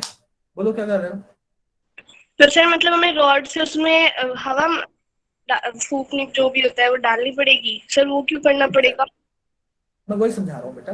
देखिए आपने क्या किया, तो हीट करना स्टार्ट किया, हीट करोगे तो क्या होगा, सॉल्वेंट का वॉल्यूम कम होगा, सॉल्वेंट का वॉल्यूम कम होगा तो जो आपने ज्यादा पानी डाल दिया था सैचुरेटेड सॉल्यूशन बनाने के लिए अब वो पानी बाहर निकल जाएगा, तो आपको क्या मिलेगा, सैचुरेटेड सॉल्यूशन। अब क्या करोगे, जैसे उसमें एक ग्लास रॉड डिप करोगे और बाहर निकालोगे तो और एयर ब्लो करोगे तो ठंडा हो लिक्विड, लिक्विड ठंडा होते ही झट से अपने अंदर प्रेजेंट सॉलिड सब्सटेंस को बाहर फेंक देगा। तो ये प्रूफ है कि अब जो आपने सॉलिड सब्सटेंस तैयार किया है, अब जो आपने सॉल्यूशन तैयार किया है वो आपका सैचुरेटेड सॉल्यूशन है। समझ में आया? Yes sir clear. Yes, sir. नहीं सर ये रोड वाला क्लियर नहीं हो रहा। No, sir, clear नहीं है। Yes sir Yes, sir, clear. Clear ना सर। सर क्लियर है। Yes, sir, clear. अच्छा एक चीज बताओ, आप इतनी बातें अच्छा एक चीज बताओ, आपको सेकंड पॉइंट तक समझ में आ गया ना, देखो हुआ क्या। Yes, sir. मैंने Filter. सॉल्वेंट तैयार किया, सॉल्वेंट Yes, फिल्टर कर दिया, अब मेरे पास ये सैंपल है, ठीक है, इसमें मेरा पूरा का पूरा इम्प्योर सॉलिड सब्सटेंस डिसॉल्व हो गया है, लेकिन मुझे पता है कि मैंने थोड़ा पानी ज्यादा डाला ही है तो ये सैचुरेटेड सॉल्यूशन नहीं है, तो मुझे बनाना है इसको सैचुरेटेड सॉल्यूशन। अब सैचुरेटेड सॉल्यूशन बनाने के लिए मुझे जो ज्यादा पानी डाला है मैंने वो निकालना पड़ेगा, तो मैं क्या करूंगा, इसको हीट करना स्टार्ट कर दूंगा। इतना समझ में आया? Yes sir. फिर उसको फिल्टर करने के बाद हीट करेंगे या फिर पहले करेंगे? बेटा फिल्टर करने के बाद हीट करो ना, जो इनसॉल्युबल इम्प्योरिटी तो उसे सेपरेट कर दो, ठीक है। अब आपने इसको हीट किया, सारा वेपर उड़ने लगा, तो क्या होगा, पानी का लेवल कम होगा ना, ज्यादा पानी डाला था आपने, वो आपको बाहर निकालना है। तो यस सर। करेंगे वो कंफर्म कैसे करेंगे, आपने एक आयरन रॉड डालनी है इसके अंदर और बाहर निकालोगे ना तो उसके ऊपर लिक्विड की लेयर आ जाएगी। इतना समझ में आता ही होगा आप सभी को, उसके ऊपर एक लिक्विड की लेयर आएगी और जैसे ही आप एयर ब्लो करोगे, जैसे ही उसमें एयर ब्लो करोगे, ये लिक्विड क्या होगा, इसका टेम्परेचर कम होगा।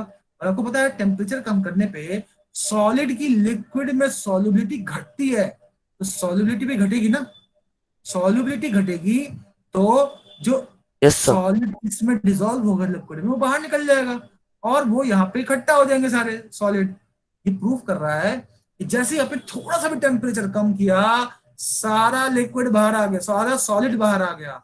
ये प्रूफ है दैट कि जो आपने सॉल्यूशन में बनाया है वो सैचुरेटेड सॉल्यूशन है। समझ में आया भी? सर जो हमने फिल्ट्रेशन से करा था वो तो जो इनसॉल्युबल है वो हो गए, जो सॉल्युबल इम्प्योरिटीज थी उनका क्या होगा? बेटा आपको बस सैचुरेटेड सॉल्यूशन तक समझ में आया, पहले ही बताओ। Yes sir. अभी मैंने देखो स्टेप से आगे मत भागो, आप बस पॉइंट पे चलते रहो। हमने थर्ड पॉइंट समझा, the clear solution is heated gently on water bath till a concentrated solution और सैचुरेटेड सॉल्यूशन इज ऑब्टेन्ड। ठीक है, इसको हम टेस्ट कर सकते हैं by dipping a glass rod in hot solution from time to time.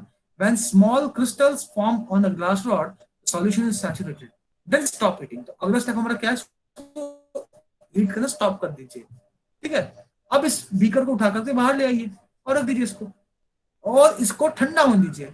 अब आप जानते हैं जैसे जैसे टेम्परेचर घटेगा तो जो इसके अंदर प्रेजेंट सॉलिड है उसकी सॉल्युबिलिटी क्या होगी, घटेगी। मानते हो इस बात को?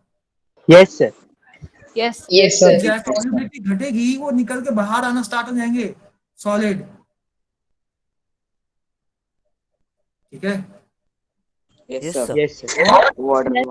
आपका जो सॉलिड है उसकी क्रिस्टल बनना स्टार्ट हो जाएंगे। इसको अगेन फिल्टर कर लीजिए। फिल्टर करने के बाद अब जो बीकर में बचा है वो क्या है, उसके अंदर वाटर है और इम्प्योरिटी बच गई और जो सॉलिड था वो हमने सेपरेट कर लिया। समझ में आया? Yes sir. Yes sir. इसको समराइज करने की कोशिश करता हूं। देखिए क्रिस्टलाइजेशन एक ऐसा प्रोसेस है जहां पे आप एक हॉट कॉन्सेंट्रेटेड सॉल्यूशन को ना ठंडा करते हो ताकि उसके अंदर प्रेजेंट क्रिस्टल्स को बाहर निकाल सके। ये टेक्निक हम क्यों यूज कर रहे हैं, क्योंकि देखो हमेशा आपको एक ही सॉलिड और एक लिक्विड नहीं मिलने वाला, आपको मिक्सचर ऑफ सॉलिड्स मिलेंगे। तो ऐसा अज्यूम किया मैंने कि आपको एक इम्प्योर सैंपल दिया गया, उसके अंदर दो चीजें हैं। ठीक है, एक है आपका इम्प्योरिटी और एक है आपका सॉलिड सब्सटेंस। इम्प्योरिटी भी दो तरह का है, एक है सॉल्वेंट में डिसॉल्व होने वाला, एक है सॉल्वेंट डिसॉल्व नहीं होने वाला। तो जो सॉल्वेंट डिसॉल्व नहीं हो रहा है वो तो फिल्टर कर सकते हो, छन्नी को यूज करके छान दिया, उसको बाहर फेंक दिया। अब बचा क्या, ये सॉलिड बचा और ये सॉल्युबल इम्प्योरिटी बची। अब आपने इन दोनों के मिनिमम अमाउंट ऑफ वाटर में डिसॉल्व करने की कोशिश करी। ठीक है, और आपने अब बनाना है कॉन्सेंट्रेटेड सॉल्यूशन। आपने उसको धीरे धीरे हीट करना स्टार्ट किया।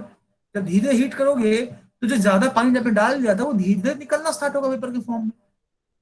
एक स्टेज ऐसा आएगा जब आपको खुद दिखेगा कि हाँ ये कॉन्सेंट्रेटेड हो रहा है, तो आप ग्लास और डालोगे, डिप करोगे और चेक करोगे, फूक मार के क्या क्रिस्टल बन रहे हैं। क्रिस्टल बनने का मतलब है कि फूक मारते ही सॉल्युबिलिटी घट गई, क्रिस्टल बाहर आ गया, इसका मतलब सैचुरेटेड सॉल्यूशन तैयार हो गया है। उस पॉइंट पर stop heating at that time, allow it to cool. जैसे कूल करना स्टार्ट करोगे आपको पता है the solubility of solid in liquid decreases with decreasing temperature. तो जैसे ही आप टेंपरेचर कम करोगे सॉलिड की सॉल्युबिलिटी लिक्विड में घट जाएगी और सारे क्रिस्टल्स पानी से बाहर निकल जाएंगे, लेकिन इम्प्योरिटीज अभी भी प्रेजेंट है वाटर के अंदर।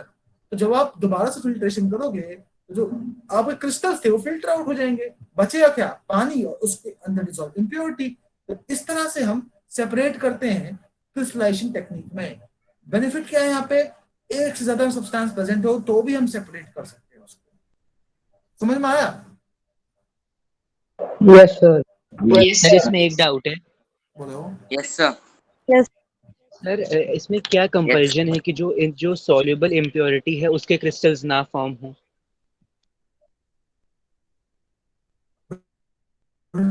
हाँ बहुत वैलिड क्वेश्चन पूछा तुमने। देखो ऐसा होगा कि जो जिसकी सॉल्युबिलिटी सबसे ज्यादा गिर रही है ना वो पहले क्रिस्टलाइज आउट होगा। तो ऐसा भी हो सकता है कि इम्प्योरिटी ही सबसे पहले बाहर आ जाए, इम्प्योरिटी को फिल्टर आउट कर बाहर फेंक दो, अब जो बचा है उसको कंप्लीटली Yes, हीट sir. करो, वाटर निकाल दो, सॉलिड सब्सटेंस है आपका। तो दोनों में से एक पॉसिबिलिटी होगी। Okay sir. सर Yes, ये sir. चीज समझ में देखो इसी को एक्सप्लेन करने के लिए क्या बेटा, सर ये चीज समझ क्या में बोल नहीं रहा आई है जो क्या? अभी देखो बेटा सिंपल सी बात है, इसमें समझने वाली क्या बात है। आपके पास जो सैंपल था उसके अंदर दो चीज थी, एक था सॉल्युबल इम्प्योरिटी और एक था जो सैंपल जो आपको चाहिए था, ठीक है, सैंपल सॉलिड जो आपको ऑब्टेन करना था। मैंने बोला ये क्रिस्टलाइज आउट हो गया बाहर। बच्चा पूछा सर ये हो गया तो अगर ये होगा तो ये नहीं होगा तो उस केसेस को बाहर कर दे। बचा हुआ है, मान लिया बचे हुए वाटर के अंदर डिजोल्व हुई है, अब इसको सर मतलब कंप्लीटली दोनों हीट में करो, से एक ही होगा। वाटर वेपराइज कर दो। हाँ वाटर वेपराइज कर दो, बचेगा क्या, सैंपल ये ये एसिडिक सर फॉर्म में सर obtain जैसे होगा हम क्या? पॉसिबिलिटी को देखते हैं ना सर, वैसे ही ना। सर हमें देख के पता कैसे चलेगा कौन सा इम्प्योरिटी है, फिर कौन सा में सैंपल चाहिए?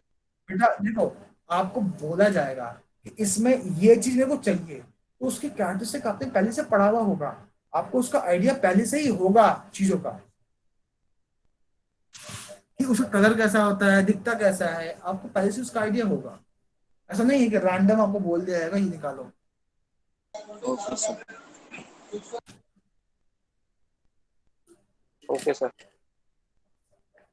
चलिए ओके सर। इसको समझते हुए मैंने एक और एग्जांपल लिया है, कॉपर सल्फेट सॉल्यूशन। अब मैंने अज्यूम किया कि मेरे पास इम्प्योर कॉपर सल्फेट का सॉल्यूशन है। अब आप सभी को पता है कि ब्लू कलर का होता है, जिसको नहीं पता है वो अब जान ले, ठीक है। अब हुआ क्या, इसके अंदर दो चीजें होंगी, एक होगा कॉपर सल्फेट क्रिस्टल और एक होगा इम्प्योरिटी। इम्प्योरिटी दो तरह की होगी, एक सॉल्युबल होगा एक इनसॉल्युबल होगा वाटर में। Yes sir. आप क्या करोगे, इस सैंपल को पानी में डालोगे, डिसॉल्व करोगे, मिनिमम अमाउंट ऑफ वाटर में डिसॉल्व करोगे, ठीक है। तो हुआ क्या, ये और ये डिसॉल्व हो जाएगा, ये डिसॉल्व नहीं होगा, इसको फिल्टर आउट कर दिया। अब क्या बचा, सॉल्युबल इम्प्योरिटी और कॉपर सल्फेट क्रिस्टल। अब आपने इसको वाटर बाथ में रखा है, क्यों रखा है, ताकि स्ट्रॉन्ग हीटिंग अगर आपने की और डायरेक्ट हीटिंग आपने करी तो ये डिकम्पोज हो सकता है, तो इसको डिकम्पोज होने नहीं देना है, बस इतना ही सही पर्पज है इसका। ये खराब हो सकता है स्ट्रॉन्ग हीटिंग में। तो अब आप हीट करना स्टार्ट करोगे तो होगा क्या, तो जब आपने ज्यादा पानी जो ज्यादा है उसको वेपराइज करोगे, अगेन रॉड डालोगे और रॉड डाल के चेक करोगे कि हाँ सैचुरेटेड सॉल्यूशन बना कि नहीं बना। जैसे ही बन गया हीट करना छोड़ दीजिए। जैसे आप यहाँ रखेंगे तो ब्लू कलर के क्रिस्टल इतना स्टार्ट हो जाएंगे आप सभी को पानी के अंदर, ठीक है। उसको फिल्टर आउट कर सकते हैं, मान लीजिए उसके अंदर लगाइए फिल्टर पेपर, ये आपको क्रिस्टल यहाँ पे आ जाएगा, बचा हुआ वाटर का सोल्यूशन यहाँ पे, इसके अंदर वाटर है और इम्प्योरिटी है, ये आपने फिल्टर आउट कर लिया। बचा जो आपको यहाँ मिला है रेसिड्यू, वो क्या है, वो है क्रिस्टल कॉपर सल्फेट के। Crystal copper sulphate. Crystal of copper sulphate. तो क्या अगर आपसे कोई पूछेगा कि इवेपोरेशन और क्रिस्टलाइजेशन में क्या अंतर है तो क्या बता पाओगे? Yes, sir. Yes sir. Yes sir. Very good. अब आप सही बच्चे इन सारे पॉइंट्स को नोट करें, सारे बच्चे अपनी कॉपी में नोट करेंगे इस पॉइंट को, ये जितनी चीजें मैंने लिखी हैं इसको नोट कीजिए। दिख रहा है सभी को? Yes sir. Visual. Yes sir, it is visible. Note कीजिए फटाफट। सर डिफरेंस का मेन पॉइंट अरे क्या डाउट होता क्या है? सर, ये क्रिस्टलाइजेशन जरूरी है कि सारा कॉपर सल्फेट जो है वो सर क्रिस्टल के फॉर्म में बाहर आ जाए सर? कुछ डिसॉल्व भी तो रह सकता है।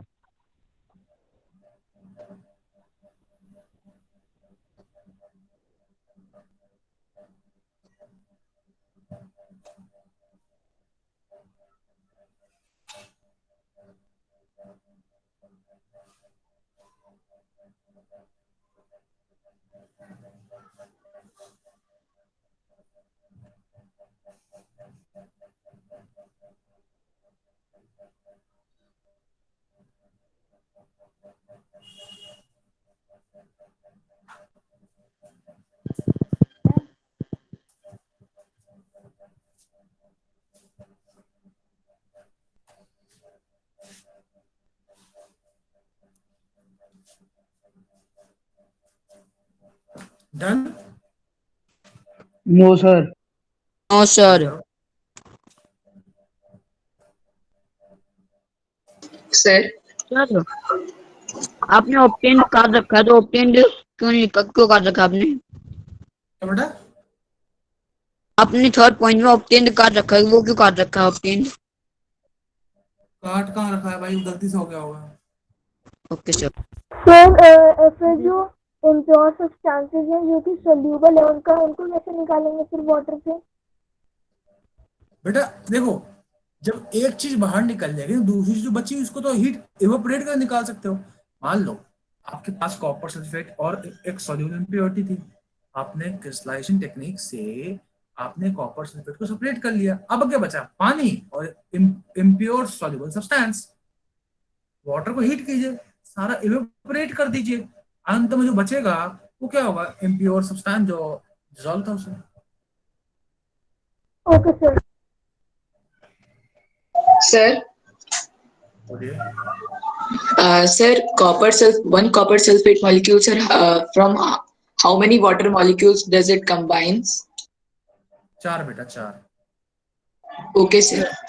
आपका जो ये भी आईआईटी में आया हुआ सवाल है, 2009 में आया था ये क्वेश्चन। कहाँ से लाया है सवाल ये उठा के, बता पहले फटाफट। सर थोड़ा सा साइड क्यूरियोसिटी थी। Nice curiosity. I am happy to see कि आप ये सब चीज एक्सप्लोर कर रहे हो। आईआईटी 2009 का सवाल है ये। जो कॉपर सल्फेट पेंटाहाइड्रेट ये फॉर्मूला होता है ब्लू कॉपर सल्फेट क्रिस्टल का। इसमें आईआईटी ने क्वेश्चन पूछ लिया कि कॉपर सल्फेट में कॉपर से कितने वाटर के मॉलिक्यूल अटैच होते हैं, तो अक्सर एक्चुअली 4 होते हैं। ठीक है, याद रखना।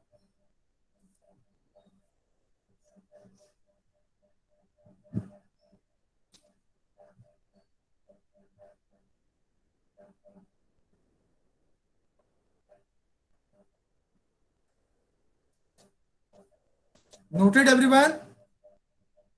No sir. No sir. Yes sir yes देखो सर। यार, इतना 6 ही जो पॉइंट है। Sir done. सर आपने जो ये 6 पॉइंट उसके जस्ट राइट साइड में जो बनाया है फ्लोचार्ट वो बता दीजिए, वो क्या समझ नहीं आ रहा वो फ्लोचार्ट। Sir done. बेटा जो वो बस आपने रफली बनाया। क्या बनाया बेटा? रफली समझ नहीं आ रहा मुझे। सर इसके ये जस्ट बगल में आपने ये नहीं ये सर इसके भी जस्ट बगल में ये यस सर। बेटा वो इम्प्योर सॉइल्ड है। हाँ वो इम्प्योर सॉइल सब्सटेंस है, वो बता रहा हूँ कि इम्प्योर सॉइल सब्सटेंस आपने बीकर में डाल दिया।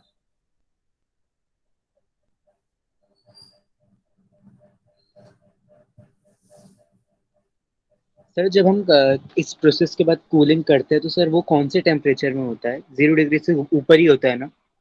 ऑब्वियसली रूम टेम्परेचर पे कूल करते हो। आपके पास हॉट सब्सटेंस है तो हॉट सब्सटेंस मान लो 80 डिग्री सेल्सियस पहुंच गया, वो उसको कूल करके अगर आप अभी रूम टेम्परेचर में लेके आओगे 20 रूम टेम्परेचर मतलब 20-25 होता है। तो वही ये सारे जो एक्टिविटीज है अंग्रेजों ने किया है, वहां पे ठंड होती है जहाँ पे लोग पढ़ते थे एक्सपेरिमेंट करते थे, तो उन्होंने बोला रूम टेम्परेचर मतलब 25 degree Celsius 26 degree Celsius. India में 50 डिग्री सेल्सियस नॉर्मल है।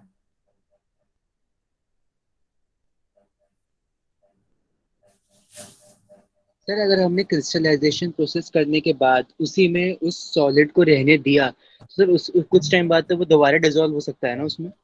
हाँ ओके सर। बेटा देखो समझो, एक बार समझो कि जो बाहर आ रहा है ना, टेम्परेचर कम करने में जो बाहर आ रहा है वो एक्स्ट्रा सॉलिड है जो आपने हाई टेम्परेचर पे डिसॉल्व कर दिया था, सैचुरेटेड सॉल्यूशन बना दिया था। समझ रहे हो? Yes sir.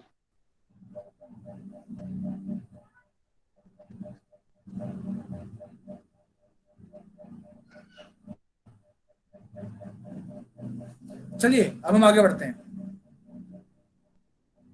सर आप अभी COS कॉपर सल्फेट में कुछ बता रहे थे, वाटर के मॉलिक्यूल 4 होंगे।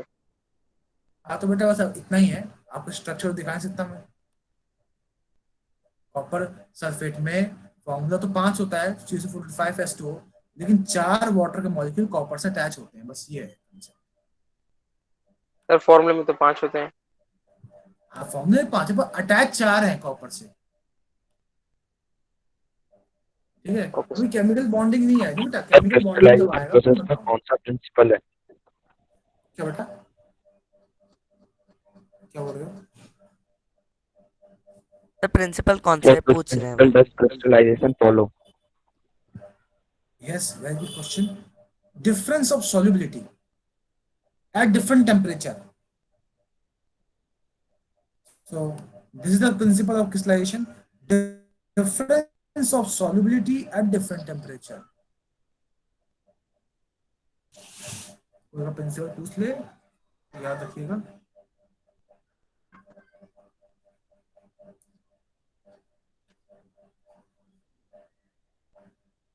Difference of solubility at different temperature.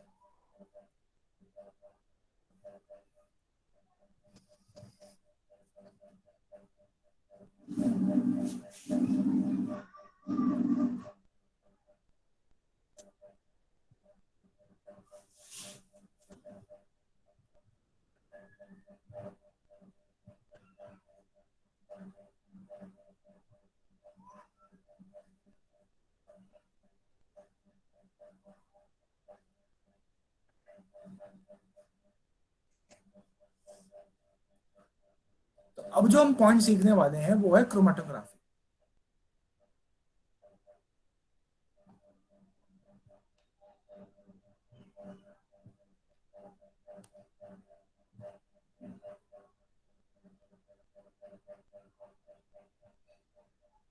अब क्रोमेटोग्राफी क्या है ये समझना पड़ेगा। तो chromatography is also a technique to separate a solid and liquid. So basically, when two or more solid substances are dissolved in a solution at a very small quantity, then chromatography is used.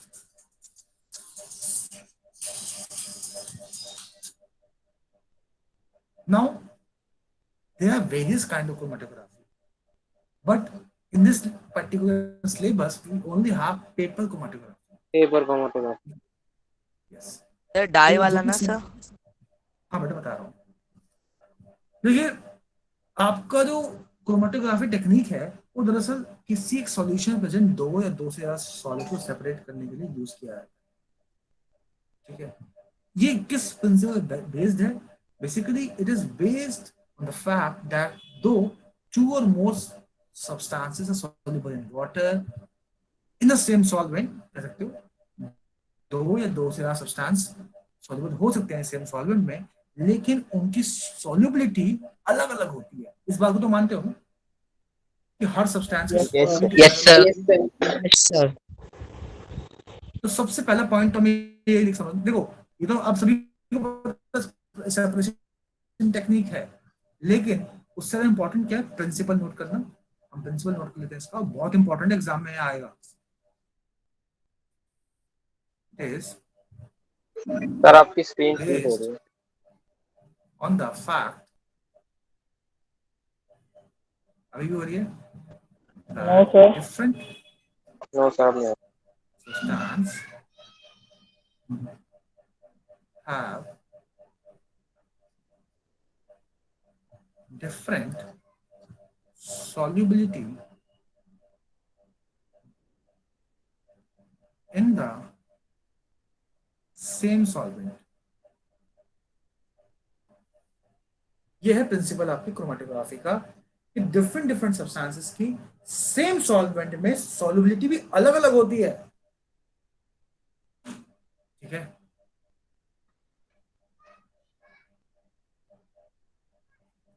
अब इसका definition लिख लेते हैं हम।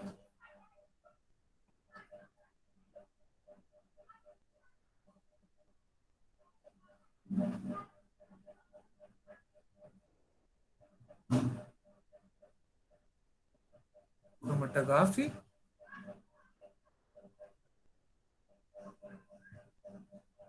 is a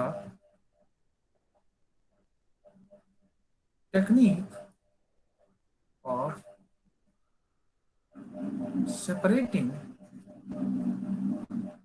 two or more substance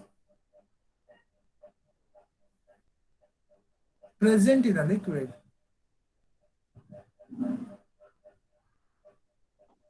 sir at a very small, बोलो बेटा क्या बोल रहे हो, quantity। I have a question, ये जो क्रोमेटोग्राफी है ये मतलब काम किस चीजों में आती है? देखो ये बात तो समझ में आ गई होगा आप सभी को कि सॉलिड और लिक्विड को सेपरेट करने के लिए यूज होती है। पहला पॉइंट मैंने आप सभी को ये समझाया क्रोमेटोग्राफी का ये रोल है। मैंने आपको फिर ये बता दिया कि इसका जो सिद्धांत है वो ये है कि किसी एक पर्टिकुलर सॉल्वेंट में डिफरेंट डिफरेंट सब्सटेंस की सॉल्युबिलिटी भी डिफरेंट होती है। अब ये काम कैसे करता है वो समझाऊंगा, पहले आप बताओ ये दो पॉइंट समझ में आए कि नहीं आए? Yes sir. सर ये सॉलिड और लिक्विड को सेपरेट करने में कैसे सर? इसमें तो सीधा कलर को सेपरेट कर रहे हैं बस। Yes sir. बेटा अब उसको छोड़ दो, अभी टेंशन मत लो उसकी। ठीक है, आप बस ये बताओ कि ये दो पॉइंट समझ में आए कि नहीं आए। डायग्राम के ऊपर ध्यान मत दो। सर आ सर आ गए। गए। यस सर आ गए। सर स्क्रीनशॉट लीजिए फटाफट। तो ले लिया। टेकन। ले लिया सर। सर प्लीज वेट, एक बार दोबारा वो डेफिनेशन आपने मिटा दी।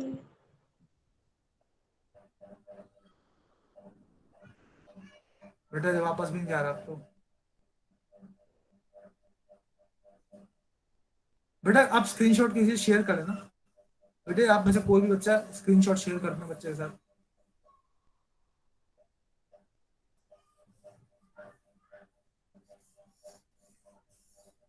बेटा बोला करो, अगर आप नहीं ले पाए हो ना तो मुझे बताना चाहिए आप सभी को। तो अब हम समझ रहे हैं कि क्रोमेटोग्राफी काम कैसे करता है। ठीक है, अच्छा मैंने क्या किया, अच्छा आप सभी ने ब्लैक इंक देखा है? Yes sir. Sir. Yes sir. Black ink में सिर्फ आप एक बात तो मालूम पड़ गई, इंक में किससे बनता है? डाई से बनता है।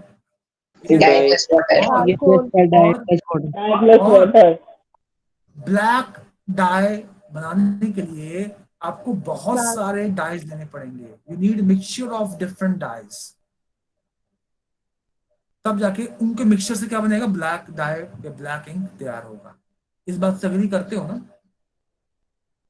Yes sir. यस सर, इसलिए ब्लैक डाई का कॉस्ट है। So remember, black ink does not contain only black dye; it contains mixture of dyes. उनको मिक्स करके ब्लैक कलर क्रिएट होता है। तो क्रोमेटोग्राफी टेक्निक जो है वो दरअसल हम क्रोमेटोग्राफी पेपर पे करते हैं। इसी को हम बोलते हैं क्रोमेटोग्राफी पेपर। ये काफी स्पेशल तरह का पेपर होता है जिसमें हम माइन्यूट लेवल पे चीजों को डिफरेंट डिफरेंट डायज को सेपरेट कर सकते हैं। तो मैंने क्या किया है यहाँ पे, मैंने एक पेंसिल से 3 सेंटीमीटर की डिस्टेंस पे लाइन खींची। ठीक है, और इसके ऊपर ब्लैक इंक लिया। एक कैपिलरी ट्यूब होती है, ऐसी होती है पतली सी। ठीक है, ये सैंपल की बॉटल है, उसमें इसको डिप किया तो ये जो कैपिलरी ट्यूब है ये इस ब्लैक इंक को ना सक कर लेगा, इसमें आ जाएगा ये। अब मैंने क्या किया, उस पर्टिकुलर ट्यूब को उठा करके यहाँ पे मैंने स्पॉटिंग करी। स्पॉटिंग में क्या होगा, मैं यहाँ पे टच करूंगा, फिर यहाँ से टच करूंगा, ऐसे डिफरेंट मल्टीपल टाइम इसको टच करूंगा मैं। ठीक है, ऐसे टक टक टक टक टक टक लाइक दिस। ठीक है, ऐसे क्या होगा, बहुत सारे इंक यहाँ पे इकट्ठा हो जाएगा। देख ही रहे हो आप सभी, बहुत सारे इंक आ गए ना यहाँ पे। मैंने फिर क्या किया, एक ग्लास जार लिया। ग्लास जार ऐसा, this is the glass jar, देखो ये ग्लास जार है। उसके अंदर मैंने पेपर को डाला, क्रोमेटिक पेपर को, उसको मैंने टेप से चिपका दिया, सेलो टेप है। और उसको मैंने ग्लास रॉड से बांध दिया और ये इस तरह से उसको हैंग कर दिया और ऊपर रख दिया मैंने क्या, वॉच ग्लास। वॉच ग्लास से क्या होगा, हवा के कारण ये हिलेगा नहीं। और आप सीधे नीचे देख सकते हैं, नीचे ने पानी लिया है, ठीक है। अब आप सभी अच्छा आप सभी ऐसा हुआ कि पेपर जैसे कहीं पानी पड़ा है तो जैसे पेपर के कांटेक्ट में पानी आता है वो पेपर के अंदर वो पानी चढ़ जाता है, चढ़ता नहीं चढ़ता है? यस सर, फिर सर चढ़ता चढ़ता है। है। ऐसा यस होता सर। है, ऐसा होता है कैपिलरी एक्शन के कारण। क्या बोलते हैं उसको? Capillary action. दरअसल एक प्रोसेस है जिसमें अट्रैक्टिव फोर्सेस यानी कि different type of substance adhesive force generate होती है और ये क्या करता है, वाटर को ऊपर की ओर खींचता है वो पेपर, ठीक है। आपने इसको हैंग किया, हैंग करके अराउंड 1 आवर के लिए छोड़ दीजिए इसको ऐसे, और जाइए कैंटीन में समोसा वगैरह खाइए, ठीक है। और छोले भटूरे खा करके जब आप वापस आएंगे तब देखेंगे कि जो पानी जो आपने यहाँ था ना पानी, वो वाटर का लेवल जो है धीरे धीरे धीरे करके यहाँ तक आ जाएगा और आपका पूरा पूरा पेपर क्या हो जाएगा, वेट हो जाएगा, गीला हो जाएगा। ये यहाँ पे नहीं चढ़ रहा पानी, खाली पेपर पे चढ़ रहा है, याद रखना। और आप सभी जानते हो इसके अंदर मान लो डाई ए, डाई बी और डाई सी प्रेजेंट है और ये तीनों ही वाटर में सॉल्युबल है, ठीक है। लेकिन ए बहुत ज्यादा है, ए अगर बहुत ज्यादा है तो सबसे पहले डिसॉल्व होगा, और अगर सबसे पहले डिसॉल्व होगा तो सबसे दूर दिखेगा आपको। अग्रीड और not? Yes yes sir. Sir. Yes sir. बी थोड़ा कम सॉल्युबल है तो बी आपको यहाँ दिखेगा, मतलब बाद में डिसॉल्व हुआ, देरी से चला यहाँ से, समझिएगा। ए सबसे पहले डिसॉल्व हो गया, डिसॉल्व होते ही पानी के साथ निकल गया और आपने देखा वो डाई जो है यहाँ तक पहुंच गया था वाटर के साथ साथ। फिर बी थोड़ा देरी से डिसॉल्व हुआ और यहीं तक पहुंच पाया।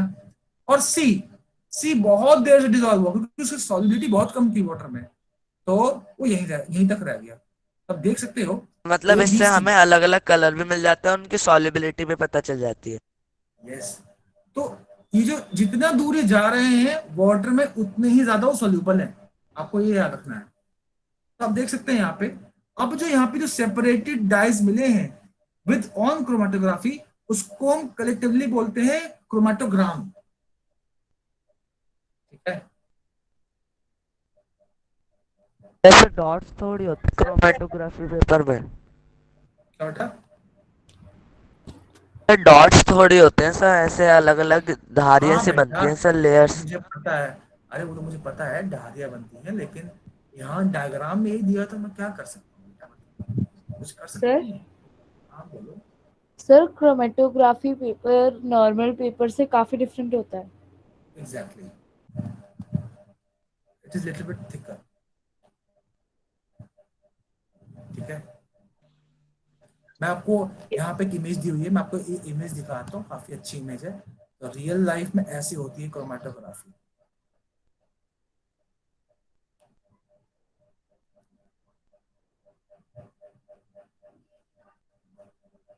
तो ये देख सकते हैं आप सभी किस तरह से क्रोमेटोग्राफी हुई है। वो तो एक रिप्रेजेंटेटिव डायग्राम था, ये आपने स्पॉटिंग की है। अरे यार, पहले रब कर दूं, पहले आप स्क्रीनशॉट लीजिए इसका। सर टेकन 3 और 4 5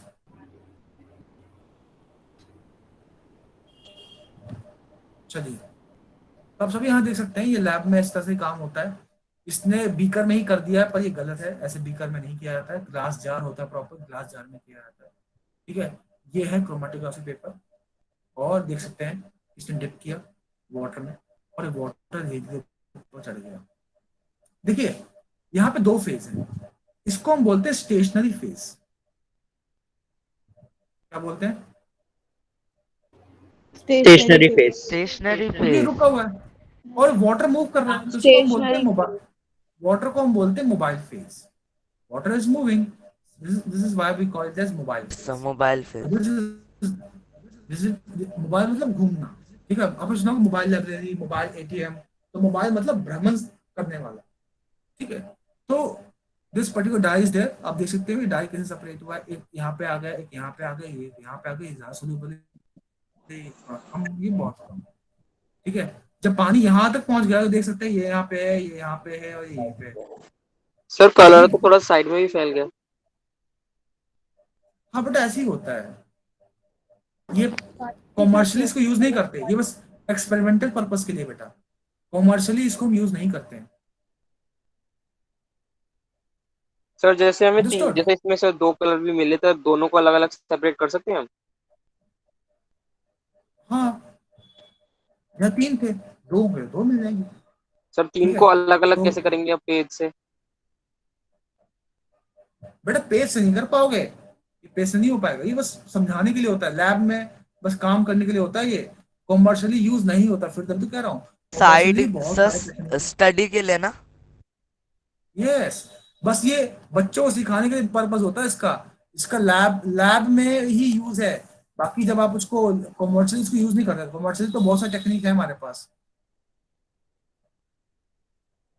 कॉमर्शियली तो हम बहुत तरह की टेक्निक हमारे पास होते हैं, जैसे टीएलसी है वो यूज करते हैं, उसके बाद उसको बोलते हैं थिन लेयर क्रोमेटोग्राफी, फिर हम बोलते हैं गैस क्रोमेटोग्राफी। मैं कुछ पॉइंट्स है, मैं आपको पॉइंट्स दिखा रहा हूँ स्टेप बाय स्टेप कि आपको क्या करना है, ये सारे स्टेप्स आपको सभी को, आप एक काम करना स्क्रीनशॉट ही ले लेना, क्योंकि यस सर। क्लास में टाइम बचा नहीं है तो बेटर रहेगा आप स्क्रीनशॉट लें। टेकन। अरे अभी तो मैं नोट ही कर रहा हूँ अभी बेटा, और नाइट्स भी ऑफ। है।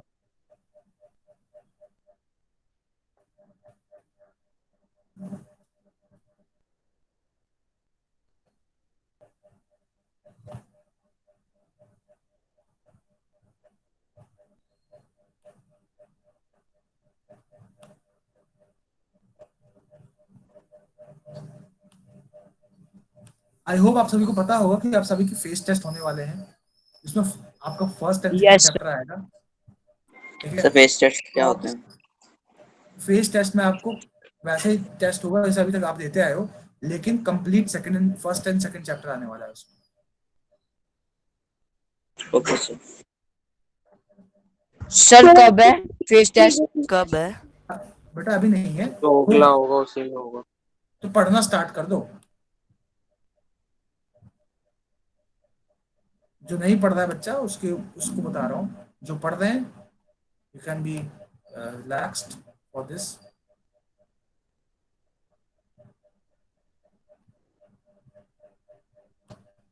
सर 3 सेंटीमीटर की जो डिस्टेंस पे होता है ये, 3 सेंटीमीटर डिस्टेंस ही सर हमने क्यों लिया, और कोई डिस्टेंस पे अच्छे से नहीं हो पाता? पता नहीं, उस शीट के मर्जी आपकी। मार्जिन के हिसाब से सर लिया है। इसमें तो फिल्टर पेपर लिखा है। बेटा उसने लिख दिया है, कोई दिक्कत नहीं है, पर उसको हम वहाँ पे क्रोमेटोग्राफी पेपर लेते हैं, आप वहाँ पे करेक्ट कर लीजिए क्रोमेटोग्राफी पेपर।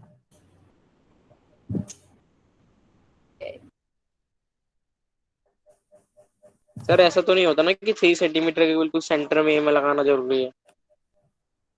बेटा एक एक सही जगह तो लगाओगे ना आप, अगर ये इधर उधर लग जाएगा तो ऑब्वियस सी बात है कि चीजें इधर उधर बाहर भी निकल सकती है वो, किधर उधर फैल सकती है।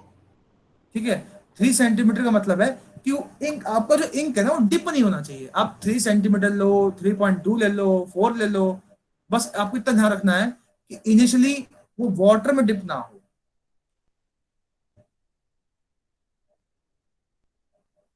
ठीक है। क्योंकि अगर वाटर में इनिशियली डिप हो गया तो वो चढ़ेगा ही नहीं ऊपर। यस सर, तब वो भाई नीचे ही डिसॉल्व हो जाएगा। Yes,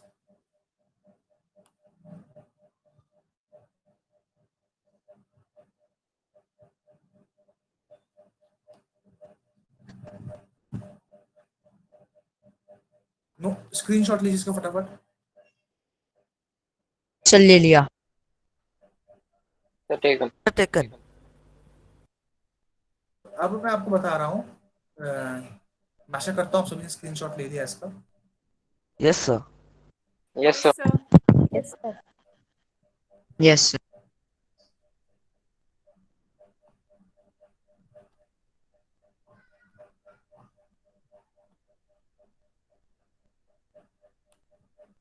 Okay guys, so this is the application of chromatography, तो ये आप सभी को याद रखने हैं। ठीक है, इम्पोर्टेंट है। तो ये डिफरेंट कलर सब्सटेंस जो होते हैं डाइज और पिगमेंट्स में, उनको हम सेपरेट करने का यूज करते हैं। फॉरेंसिक साइंस में भी यूज होता है ये। कई बार क्या होता है, जो भी जिसका मर्डर हुआ है उसको कितना जहर दिया गया है, उसके स्टमक में कितना जहर है, उसको भी स्टडी करने के लिए हम क्रोमेटोग्राफी यूज करते हैं। ठीक है, it is also use to separate small amounts of product in the chemical reaction. तो क्रोमेटोग्राफी को हम स्मॉल अमाउंट ऑफ प्रोडक्ट्स को भी सेपरेट करने यूज करते हैं। कई बार लैब रिएक्शंस में सर इससे हम ब्लड से ड्रग्स वगैरह या फिर कुछ और भी सेपरेट कर सकते हैं। एग्जैक्टली हम इससे हम ड्रग, अगर किसी ने अल्कोहल पिया हुआ है तो अल्कोहल के डिटेक्शन में भी काम आता है, अल्कोहल के डिटेक्शन में भी काम आता है। ठीक है, तो सर आपकी वॉइस लो है बहुत।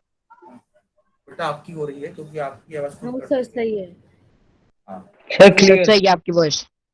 सो स्टूडेंट, हम आपने देखा होगा कई बार वो जो ट्रैफिक पुलिस खड़े होते हैं लोगों को पकड़ने के लिए, ड्रिंक एंड ड्राइव करते हैं, उनके पास एक मशीन होती है तो वो बोलते एयर ब्लो कीजिए इसमें।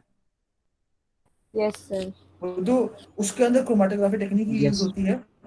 तो उसमें जैसे वो एयर ब्लो करता है अल्कोहल के वेपर से कारण, उसमें इंडिकेटर जो है वो कलर चेंज शो करता है और मालूम पड़ जाता है जिसकी यहाँ द पर्सन इज ड्रंक। तो अल्कोहल डिटेक्शन में भी काम आता है। हाँ बोलो सर। तो जो उस मशीन में जो कलर चेंज होता है तो वो अल्कोहल का जो केमिकल रिएक्शन उस मशीन पे पड़ने के बाद होता है, उससे होता है। यस यस यस, उसमें केमिकल रिएक्शंस होते हैं। सर एक बार अल्कोहल वाला दोबारा बता दो सर, आपकी वॉइस बहुत लो आ रही है। बेटा मैं ये बता रहा हूँ कि कई बार ड्रिंक एंड ड्राइव जो करते हैं पर्सन, उनको अल्कोहल डिटेक्शन के लिए भी यूज किया जाता है ये मशीन। ठीक है, अब और एडवांस मशीन्स आ गए हैं पर इसको भी सर वॉइस ब्रेक हो बेटा आपकी हो रही है, बेटा आपकी हो रही है। सर आपकी वॉइस ब्रेक नहीं हो रही है। आपकी सही है सर। सर आपकी वॉइस सही है। सर आपकी वॉइस क्लियर है sir your voice is clear. Yes I know that thing. बेटा आपकी इंटरनेट में दिक्कत है बेटा, इसको सही करो।